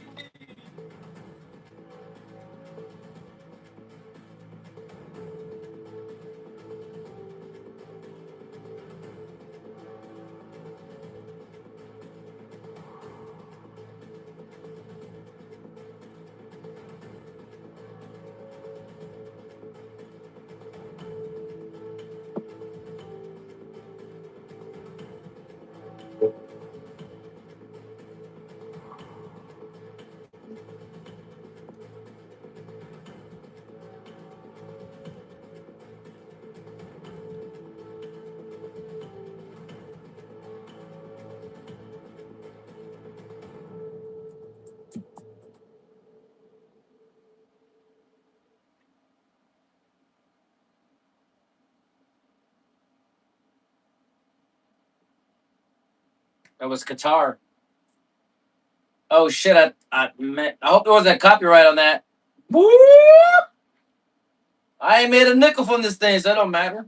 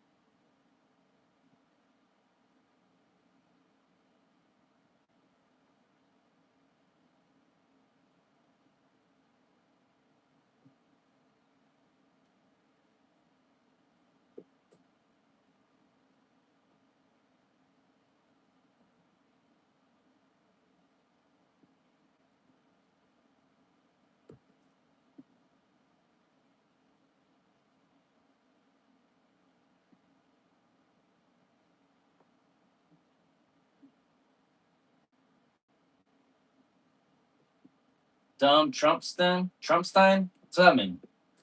Fuck does that mean? Dumb Trumpstein? זה לא הצעה של ממשלת לבנון, אלא הצעה של הגורמים הכי בכירים חיזבאללה, שהעבירו אותה דרך ברי, יושב ראש הפרלמנט. המטרה הייתה גישושים ראשונים ליזום משא ומתן להפסקת אש, ויש דילמה בישראל, ועל אף שישראל כלפי חוץ מפגינה סקפטיות, יש בדיונים הפנימיים, יש פה מזלג דרכים. מצד אחד, האפשרות לפתוח במהלך רחב לחיסול הארגון, ולא להשלים ממה שאנחנו רואים כאן, כשחיזבאללה יורה גם עד גוש דן ומטווח את כל הצפון. מצד שני, יכול להיות שיש במרחק של ימים הישג אסטרטגי בדמות ניתוק של איראן מחיזבאללה. עכשיו, תזכרו שבנובמבר 24, כשישראל הולכת להפסקת אש, זה היה הישג אסטרטגי לנתק את עזה מלבנון. עכשיו זה אירוע אפילו יותר גדול בסדרי גודל משמעותיים. זאת הזרוע שהאיראנים בנו במשך כמעט 30 שנה, יותר מ-30 שנה, כדי שהיא תשמש אותם ביום הפקודה הזה, והנה זה מגיע וחיזבאללה מניח את נשקו, זה לא יהיה גביע שקל יהיה להתעלם ממנו. וגם לכל אלה שאומרים, רגע, אז הם יישארו שם לפעם הבאה, אז אני אגיד, תמיד משתמשים על זרועות התמנון.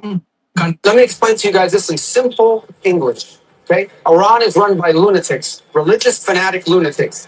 They have an ambition to have nuclear weapons, and this is the weakest they've ever been. Take away their missiles, take away their navy, take away their drones, take away their ability to make those things so that they can never have a nuclear weapon. It was the right decision, and the world will be a safer place. Damn, I didn't even know that was coming up. Shit was hype. Let me explain to you guys this in simple English, okay? Iran is run by lunatics, religious fanatic lunatics. They have an ambition to have nuclear weapons, and this is the weakest they've ever been. Take away their missiles, take away their navy, take away their drones, take away their ability to make those things so that they can never have a nuclear weapon. It was the right decision, and the world will be a safer place. That's not copywritten. Ben Stiller. You got mad, huh? Crazy. Crazy, man. It's crazy.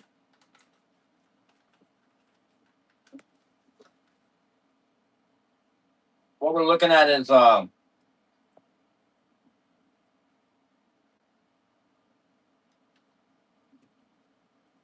IRGC Air Force get obliterated by the IDF. 3 IRGC jets and 2 helicopters.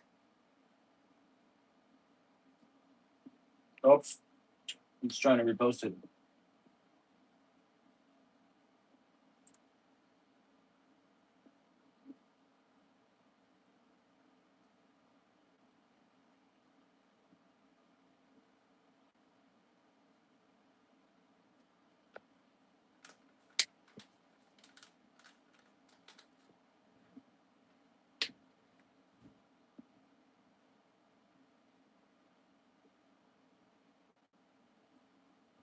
IDF troops located and dismantled a Hezbollah rocket launcher used to fire towards Israel during operations in the area of southern Lebanon.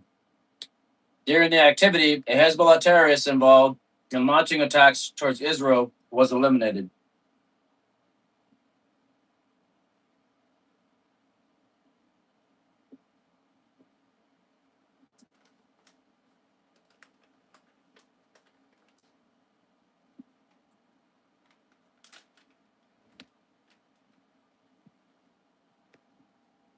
Anybody like these? Can't stop eating them.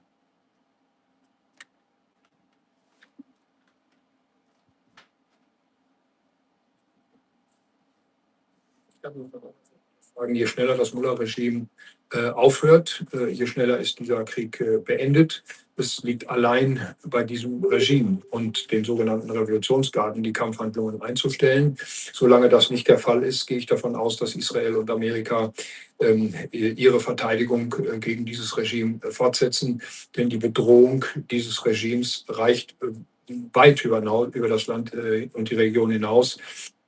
Ich kann nur von meiner Seite sagen, Germany's on the way! Aufhört, je schneller ist dieser Krieg beendet. Es liegt allein bei diesem Regime und den sogenannten Revolutionsgarden, die Kampfhandlungen einzustellen. Solange das nicht der Fall ist, gehe ich davon aus, dass Israel, Sie wissen, dass der Iran Russland unterstützt in seinem Angriffskrieg gegen die Ukraine, dass der Iran maßgeblich verantwortlich ist für den Terror der Hamas, der Hezbollah, der Houthis. Der Iran ist das Zentrum des internationalen Terrorismus. Und dieses Zentrum muss geschlossen werden. Und Geschlossen? Und die Israelis tun das für ihre Shut down? Dass der Iran.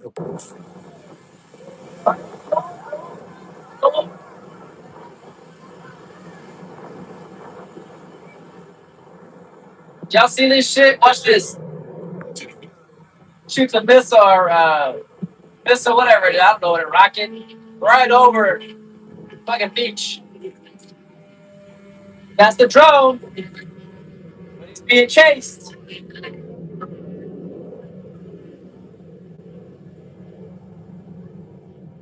ये live drone है एक फट गया एक दौड़ लगा नहीं intercept हुआ है ये वाला नहीं इंटरसेप्ट हुआ ये जा रहा है अभी भी आगे और जो Fucking Baywatch.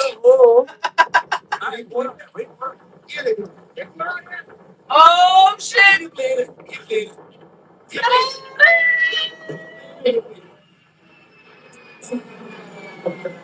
Lock it down!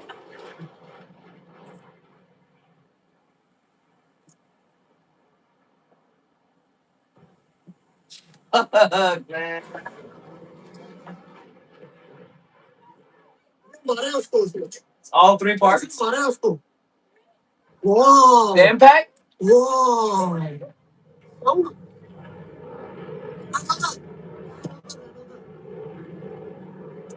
Wi-Fi. What you say? This is Wi-Fi. This is Wi-Fi. What is that?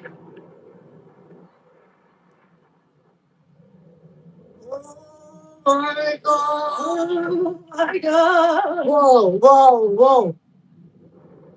Motherfuckers are still on the beach, bro. This was insane. I'm over here getting water and shit. They're on This the was beach. insane. Crazy. It was live. Live action. No, another one. Crazy. Another one. Insane. Bikinis and bombs. Don't worry, man. Don't worry. It's gone. Crazy. It's over. That's the Darwin, man. The Darwin is full effect. Hit him. Haji. Something's gonna hit you guys. Not on purpose. It's on accident. आपने live action देखा कि उसने मारा वो मार के निकल गया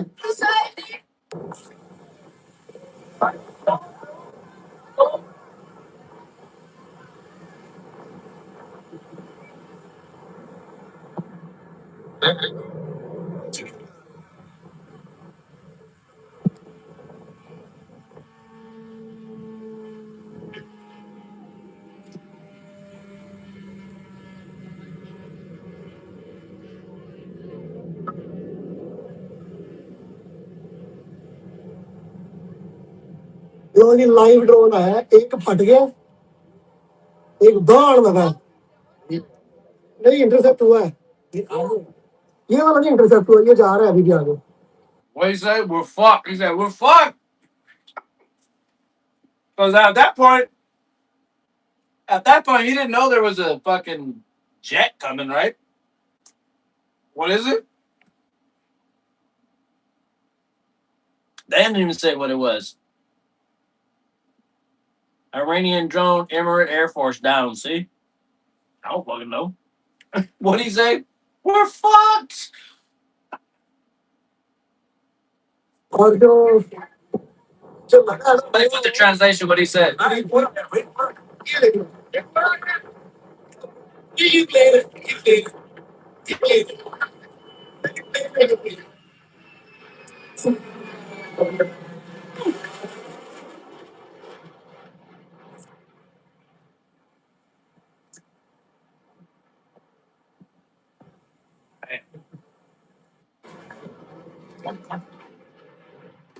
Did they go to the beach the next day?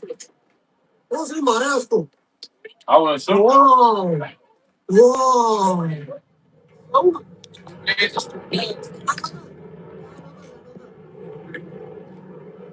Life fight this is life fight wow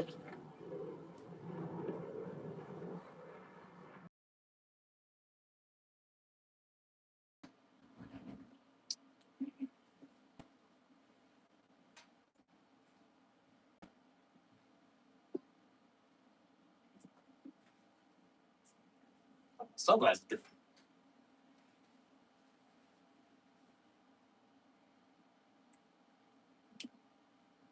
3 Iran warships struck by U.S. airstrikes. 2 off Bandar Abbas, 1 elsewhere. Rubio said the Navy would be evacuated. It's happening. What they say? Gonna release Chan. D'essayer d'atténuer l'impact sur les prix du gaz et du pétrole autant que nous le pouvons. Et c'est important parce que pour beaucoup de nos compatriotes qui nous écoutent, eh bien l'impact de cette guerre se fait déjà ressentir dans les prix à la pompe et se fera ressentir aussi sur les prix du gaz dans les semaines qui viennent.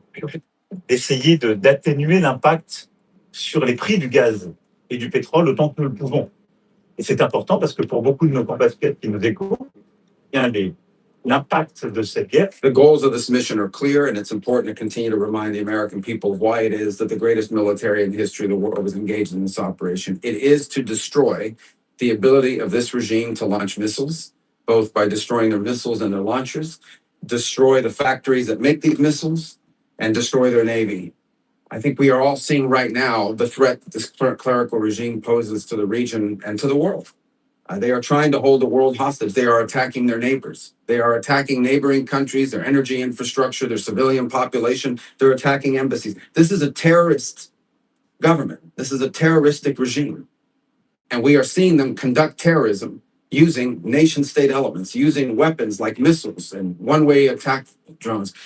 And the objective of this mission is to destroy their ability to continue to do that. And we are well on our way to achieving that objective every single day with overwhelming force, with overwhelming precision. The military, the United States military, the men and women in uniform are conducting an extraordinary operation. There are not a lot of cameras down there covering what they're doing, as opposed to some of the other images that you may see from some of the cities and capitals nearby. But I want everyone to know your military is getting the job done. And every single day, this regime in Iran has less missiles, has less launchers, their factories work less, and their navy is being eviscerated. And the world is going to be a safer, better place when this mission is accomplished. And the goals of this mission are clear, and it's important to continue to remind. أود هنا أن أؤكد على هذه النقطة بشكل واضح. فرغم تحذيراتنا الصادقة ما زالت تتخذ إيران خطوات خاطئة للغاية واستفزازية من شأنها أن تصعب صداقة تركيا. لا ينبغي الدخول في حسابات قد تحدث جروحا عميقة في قلب وعقل شعبنا وتبقي بظلالها على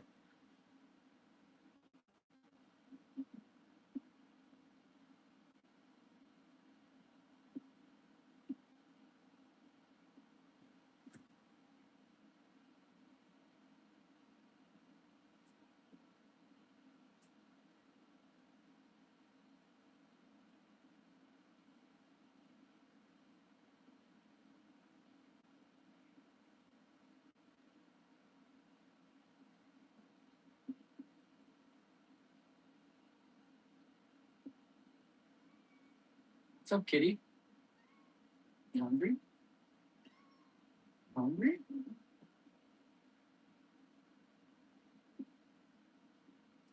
Ow. Hold on. Let me get some footage.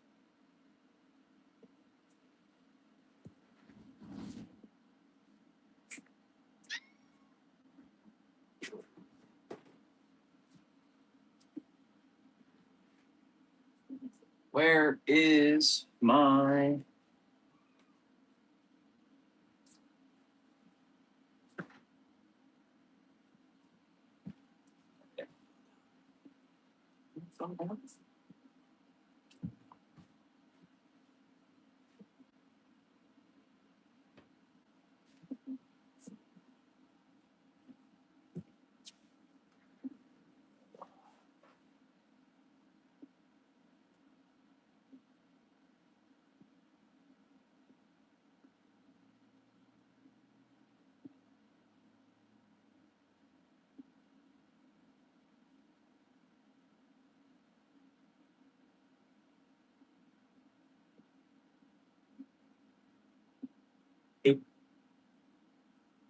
I want to share this with you guys.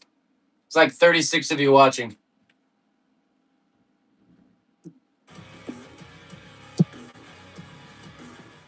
American forces have already been worn down. And you see the leaders over there, everyone, they want a ceasefire. Well, they will not get any from Iran. Did you really ask for a ceasefire? Well, I mean, technically, yeah. Kind of in the same way Mad Dog Mattis told the Iraqis way back when, don't fuck with me or I will kill you all. Same principle. I was just like, hey man, look. You guys are losing your ass out here. Let's just cut to the chase. You guys capitulate. We go on from there. No one else has to, meet their god. If we stop shooting at them and I still haven't got to smoke an aircraft, oh, I'm burning this whole motherfucker down. Kid, I'm going to be honest with you. At this point, I'm wondering if someone at the Department of War watches my videos and they're just doing it for the lore at this point. I just said at this point twice. But anyways, the point still stands. No, this is getting stupid, man. The nerd got some. The old man got some. Grandpa Buff got some. Like, hell, even Patriot got some. We sank a ship with a fucking torpedo. That hasn't happened in 80 years. I've been around for less than 30. This is ass. We tried to be cool with people. We other boats figured it the fuck out. I mean, after we smoked that one. There's right now unconfirmed reports that there was an individual on that ship who said that we tried to tell them to stop and surrender several times before we did it.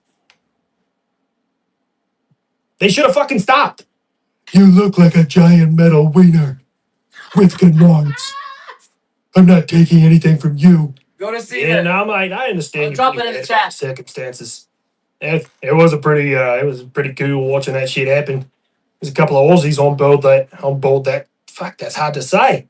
On board that submarine, and fucking hell.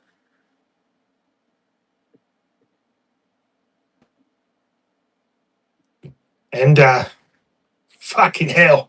They just blew out the back of an enemy ship, and it was like, all right, let's buy some more Mark 48s. Damn. Hey, Jesse, you having a stroke or something? There are certain days that I wake up and some accents evade me. Yes. Well, on the plus side, Go check it out on your own. glass half full type thing. The fact that I didn't go out there means that they didn't have a chance to shoot at me. Now the F-15's 104 and 3. You know, kid, I've always been fucking nice to you, but how about you shut your mouth before I fuck it? Look, man, still a record. I'm pretty sure it's still the top combat aircraft on the planet. But, a win's a win, a lose is a lose. I don't care what your little trash panda's throwing in your ear, but that doesn't count, okay? That's like somebody sneaking into your hangar and popping one of your tires. Does that mean that they are now 1-0 against the F-22? Hell no. I was over friendly skies and friendly area. I wasn't trying to evade anything, and some dumbass Kuwaiti shot me.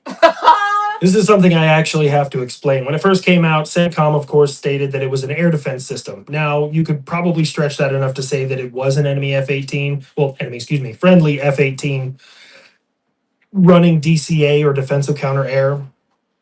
However, the more I look at it and I actually see the videos, it looks like an F-18 is in close proximity within visual range. I didn't see them actually get engaged, but the engagement style and the hit does make sense. Let me put this in perspective for you. When Patriot engages something, you have a more or less 3,000-pound telephone pole traveling at Mach fuck, and it targets the cockpit.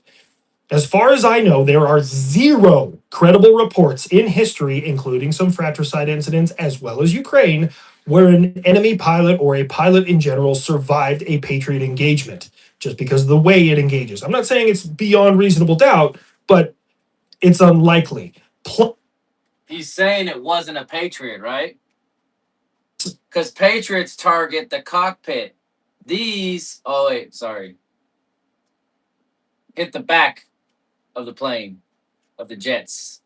R3 that went down. The jet that I saw going down was in a flat spin. It looked like it was hitting the tail. Patriot's not going to aim for the tail, and it's a proximity warhead for PAC-2s. It's hit to kill for PAC-3s. That plane would be in several pieces. The more I look at this, if it was hit by Patriot, it was a flyover that they engaged as a cruise missile. It's possible, but that would still kind of disintegrate most of that aircraft. As for an F-18 using like an AIM-9, that would have caused the amount of damage that we've seen. The fact that the F-15s didn't dump flares and chaff, I don't know. Maybe they didn't have their radar warning receivers on. I don't know all the details there. Can I get a hit? Oh, that time, huh? Read the room, man. Where the fuck are we? America, did you really have a protest in New York City that ended in someone throwing an IED into the protest? Yeah, anti-Islam protesters, and I don't know if they're just against Islam or Islamist extremism. Same thing if you ask me. That may be kind of a racist joke, but at this point in time, with everything going on in the US as of late, I think a lot of the American public are figuring out we can't really tell the difference between non and extremists. Yeah, so they threw it into their two guys that were arrested. Their names are something 9/11-y. I'm not sure. What do you mean? That was an isolated incident, correct? No. God no. No, we had to evacuate part of the airport in Kansas City, Missouri. Yep. Due to a credible bomb threat. We had the IED in New York. We had the shooting in Texas with a guy quite literally wearing a hoodie You that says follow my "Freedom of the law." page. You Not a know hard stretch more about there. all this. And then very recently, oh shit, what was the other thing? The dude on the plane. Oh shit, I guess that really doesn't narrow down Islamist extremism. The recent one on the Southwest flight. Oh yeah, Buff. We had that Southwest flight that had to make an emergency landing due to a credible threat. There's videos of them like scooping the guy off of there. We don't know exactly what he said or did at the time of me recording this. Look, there's been a lot of talk about racial profiling and stuff like that. I don't think people fully understand the power that like a ship or a plane captain has. You can detain somebody without trial for an extended period of time, at least till you get somewhere they can face trial. You can incarcerate people. You can marry people, divorce people. Like you are judge, jury, and executioner of that flight and or ship. Not to sound Islamophobic, but it appears that those people, those bad actors, don't necessarily mesh well with Western values and opinions. How do you think I feel? I've been opposing them and protesting extremism for 20 years, except I do it the farthest thing from peacefully. We know. Now you have taken responsibility for the strike on the little school full of children. How could you do that, America? As far as I am aware at this time, CENTCOM has said that was a missed shot by us. I know previous reports were saying the IRGC took responsibility for it. There's a lot in the fog of war right now, but at the time of me recording this, the U.S. said, hey, that's our screw up. And I admit to my screw ups. Okay, pop quiz I ran. How many places in the Middle East have you bombed where you have hit nothing but military targets? All of them. Because your military is everywhere. Except that's not fucking true. We have videos of your Shahed drones bouncing off of giant buildings that are nothing but hotels and apartments. I'm sure there are some Americans and Israelis that live in those apartment buildings. Step 2 in extremism. It follows the same line that it has forever. Step 1, you beat your chest, saber rattle a whole bunch. Step 2, you start getting your ass absolutely kicked. So then you start playing the victim and trying to find anything to justify the atrocities that you're completing. Just important to remember to everyone trying to wade through this bullshit. And don't get me wrong, I got by an AI image very recently. It was really, really good. It happens. The fog of war is very thick, but one side is actually admitting to anything they've done wrong. And the other side just keeps fucking dying. Which Ayatollah are you guys on now? We are only on our second. The other two that you killed, they were interim. They hadn't been voted into office yet. Who is it? Like I'm going to tell the likes of you. Why won't you tell me? Is it because they keep dying? War used to have honor. The entire time we fought the United States in World War II, they knew exactly who was in charge in Japan. And you just hide who's in charge because you know Uncle Sam will come a knocking. You don't know anything about what we're doing. America, we don't want to tell you because it is a secret, and they are in a secret bunker in a secret location, and they are making secret plans to use our secret weaponry because we know that we have wasted all of your interceptors in the area, and we're using only the ones that can get through now. We will be shooting less missiles, but they will be doing more damage. Save all your good munitions until you're about to collapse. I don't remember reading that in The Art of War. That's because they are secret.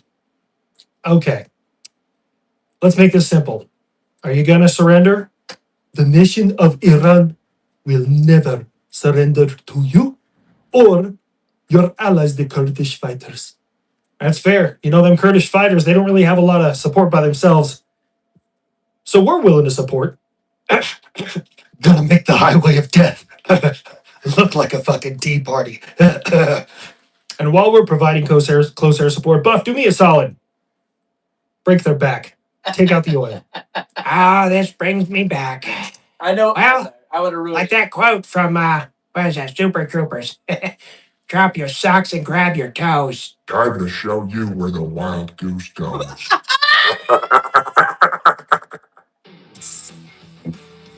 Oh my god. That was so good, man. It's so good. So good. What's his most popular one? 2 years ago. Hi, baby. All right, that'll be $15 billion. Pleasure doing business with you. Hold on. 15 billion for what? Shit, I get so lost. Am I supposed to lie about this one? 15 billion in Patriot systems and missiles to add to my growing arsenal. Growing arsenal? Hold on, let me look into that. Oh my god! You've bought everything! Ah, it's like a little European Texas. Just ironclad and wishing a motherfucker would. Just like you, I'm entitled to make any purchases. I was bowled over in the last 2 civil wars. It will not happen again. This time the speed bump has teeth. You've bought Patriot. You've bought Aegis Ashore. You've even invested in a system that isn't fully functional yet. You bought IBCS before anybody else in the world. Yeah, sorry about that, Poland. Still working out the kinks there. I want to make sure you got a good system. What can I say? American air defense? It works. No, it doesn't. I continue to destroy. Oh, God, will you shut up? Nobody but sub-Saharan Africa believes you anymore. I've destroyed 15 Patriot systems that continue to shoot every single day because I don't understand basic math. Anyway, so now that Patriot is taken care of, how about 4 or 5 Raptors?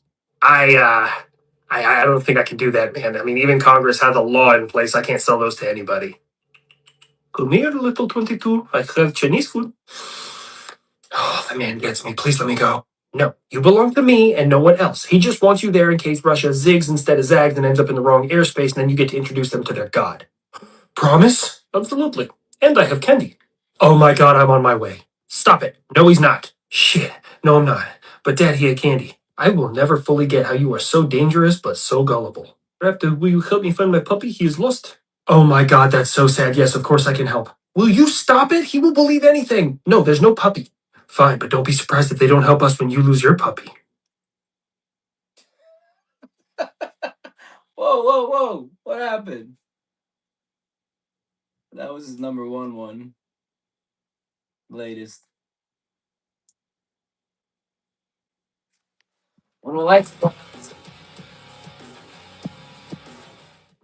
If this is what you're trying to do, America, that is it. I'm attacking everybody. I'm sure that is going to turn out wonderful for you. Ow! What the hell did I do to you? Oh, there was a time that we were on the same side. You were once a tyrant. You will always be a tyrant. Oh, what the hell, man? I have always been nice to you. Really, Israel? Was that because of the pagers? What do you mean, was it because of the pagers? We have hated your entire existence since you've been there. Well, not prior to 1979, but you still. You boys smell that? Desperation. God, I haven't smelled it since Linebacker 2. Yeah, just like child predators. First, there's a lot of shit talking, and then they flail a whole bunch. Last thing is they try and, make deals, and they're unresponsive. What we're gonna do is, I mean, don't get me wrong, I agree with the sentiment. we're gonna close out here soon. I just wanted to show you the latest of the habitual line crosser. Go check him out. Freaking hilarious. He's grown so much. We're gonna do a Kill Tony live broadcast tonight. I'm gonna try. I have an hour and a half to try to get it to work on my iPad, so we don't have to broadcast it through my cell phone, through my phone. I sound old. All right, so we're gonna close this out with the rest of this video. That's perfect time to pause it. And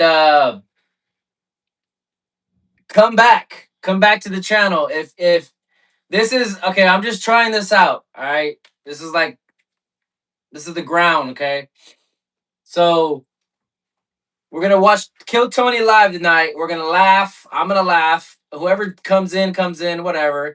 We'll talk. We'll just watch Kill Tony somehow. I know you gotta watch me to watch Kill Tony. Somehow you're smarter than that. You can put it on your iPhone or whatever.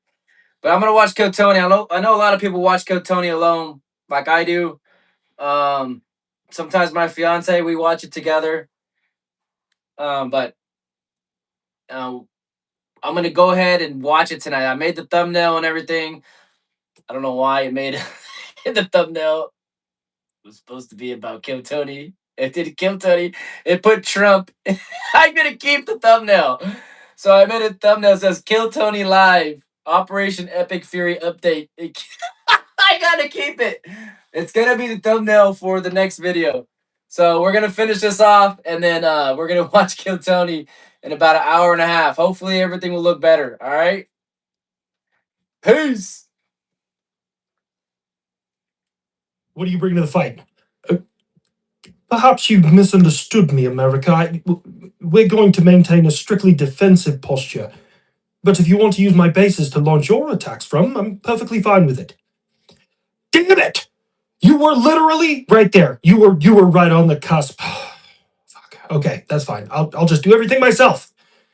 I will be sending my flagship, the Charles de Gaulle, into the Mediterranean to help and assist America. Oh, heck yeah, France. I thought you surrendered. One fucking time.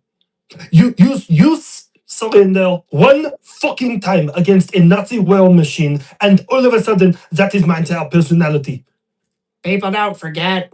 Also, I mean, you've technically surrendered your entire country to people who are immigrating there, so there's that. Shut the fuck up, Buff. Thank you, France. I appreciate the support. The Spanish people will not participate in your war, America. Come on, Spain. You're making us look weak in front of the retarded guy. Why is the fucking camera on me now? Oh, I think you know why. Actually, that reminds me. Buff, you're up. Yeah, I was wondering when you would call on the champ. All right, here's what I'm gonna need, okay? First off, I want a nuclear weapon. That's just kind of like, that's for me. I don't even know if I'm gonna use that on Iran. Second of all, I want at least 3 weeks paid vacation a year. Third thing, I would like enough whipped cream to cover a XB-70 Valkyrie's entire body. How about I don't decommission you and you get all of the IRGC you can eat? What can I say? The man fucking gets me. All right, fair enough. Oh, before I go, a bunch of people liked that quote at the end of the last video about, like bombings will continue until freedom improves. And the fact that you called me yeah, that tracks. So I got a hold of John. You made another shirt, didn't you? Is your face plastered on this one? No, I'm not that much of a narcissist. Check it out. Bombings will continue until freedom improves. Go buy a shirt. I put a Tomahawk missile on there because I thought it really captured the importance of how many we've thrown at them goat fuckers. Actually, that's pretty cool. Anyways, okay, go. I'm going. Oh, shit, it's going to be a great time. They've been growing for 47 years. It's time to harvest some turbines. Man, I'm happier than Russia's mom with Plan B. You shut up your mouth, you stupid plane. I'm sure he'll do fine. Hey, boss. We got an Iranian frigate. It's leaving Sri Lanka. It's heading back towards Iran. You want me to take care of it? Yeah, that's a valid target. Oh, that just gave me a chubby. An erection on a submarine is dangerous. Ain't you supposed to be fucking busy right now? I'm talented. I can bomb brown people and make fun of the gays. Not everyone in the Navy's fucking gay. Almost. All right, boys, when we get back to Iran, we must fight the American scum. What the hell is happening? What the fuck? I was just lifting abandoned ship. Fuck. The underwater dildo of consequences rarely arrives lubed, you fucking jagoff. Bloody hell. America, you must tell your guys to at least try and search for survivors. We'll call the Sri Lankan Navy to come and pick them up or something. For the record, this next part is not being specifically stated by the United Kingdom. However, bleeding heart individuals who've never studied warfare are having this opinion, so I just use the United Kingdom to fulfill it. You can't just leave the area. You're required by certain laws to try and search for survivors. Hey, yo, beans on toast. And exactly where in the fuck you think I'm gonna put them on this goddamn boat? Although it would be kind of funny, load a couple of them sons of bitches into a torpedo tube. You could place them on the outside of the vessel and just keep them held at gunpoint. Oh, then I lock down the hatches and just submerge. It's fucked up. It's more fucked up than I thought it would be, but I'm here for it. No, you would have to stay surfaced. You want me, a global asset, a nuclear-powered submarine, to give up my main ability to stay hidden while we're in the middle of a conflict. This is why we make fun of you. Are you retarded? I ask him the same question all the time. Oh shit, there's a large group of them. Heads up, fuckers! I should probably say what mean of language here. Durka, Durka, flying death machine, Durka, Durka. While we were still on that submarine thing, I dug into the Mark 48 torpedo. Now, submariners, don't crucify me. This is just what the internet says. The torpedo itself is absolutely fucking terrifying, okay? You gotta understand this. Okay, first of all, it has the ability to leave the tube without any air pressure behind it. It's like a silent launch thing. So you don't hear the submarine launch the thing. That's first of all. Second of all, if it misses the target, because it targets a very specific area on the boat, it will turn around, cycle back, and attack again. It can be either guide by wire or it has an onboard passive sonar seeker, so you don't need to guide it by wire. Now, the scariest part is when this 19 feet long, 21 inch in diameter, 3,500 pound underwater projectile that has an estimated top speed of 75 miles an hour finds your ship. It targets the keel of the ship, that main seam that runs along the bottom of the thing that kind of all of it is attached to. think of it like the Celia nutsack, but for a boat. And this is where the Mark 48 torpedo gets even scarier because it's a proximity fuse. Now, if you're like me, I had to dig into that because I think proximity fuse, I think air targets, fragmentation, and that wouldn't work underwater. But no. See, here's the thing. Water.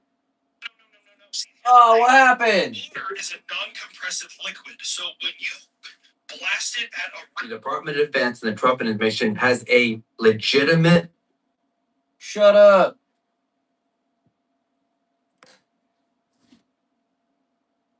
range with a 650-pound warhead, what it does is it doesn't compress. So the first thing that hits the keel of the ship, you're pretty much hitting it 4 times. First thing is the shock wave from the initial blast. Second thing is the cavity opening up, and you have now super speeded whatever water into the bottom of the keel, hitting it like a ton of bricks. Now you have a In the giant chat void is the link to this which video. then Go check it quickly out. collapses, and then that air pocket that collapses hits it another time, and as the ship comes back Go down and follow slams on the Habitual water, Line hits it Crosser. another time.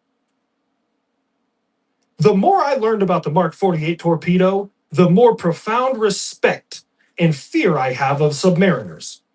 It's basically the American military industrial complex's version of the Leviathan. Because we can pick up your average surface combat vessel and throw it like a fucking frisbee. So now it's my time, right? Not exactly. What happened? The 22 wants action. I'm still me, but I'm Israeli. Engaging all pennies. Oh, shit. Oh, stop it. I can't breathe, nerd. Oh, shit. The IRGC will not be made a fool of. Are you ready, Israel? Far more than you know. All right, I got his eyes on the target. Am I clear? Yes. You are clear. Take him down. No. Wait. You can't fucking do this to me. No, I'm not gonna. Not the fucking nerd. Oh, man, is he trying hard. The 22's pissed. Come on, Yak. Come on, Raptor's you got pissed. this. Dodge, dip, dodge. Just don't fucking crash or get hit. You can take him. He's a big, fat, nerdy, single-engine bitch. Are you rooting for the other team? You. This is your fault. You and I can actually blame the Jews this time. Come on, it's time to prove that it is working plane. That is the pilot. You watch way too much Top Gun. Anyway, Fox 3, birds away. Oh, I gotta say something cool. Looks like lightning only needed to strike once. Gay. You know, I don't care what you say. I'm still gonna ride this high. Gay. Oh, I'm so pumped. The buff. God, I want to kill some more stuff. Oh, fuck, is that? I love buff, baby. Oh, God, seriously, nerd. Buff's me with balls. Your catchphrases, man. That was just so bad. That's fair enough. Okay, fine. Let me take every joke and slur you've ever said, cross-reference it with what I know about Iran, and see what spits out. What do you think about say hi to your pedophile prophet for me? Sure, if you want to send me to the hospital. Why? Is it that bad? Oh, no. Quite the contrary. It's great. I'm just saying I have to go to the hospital for an election.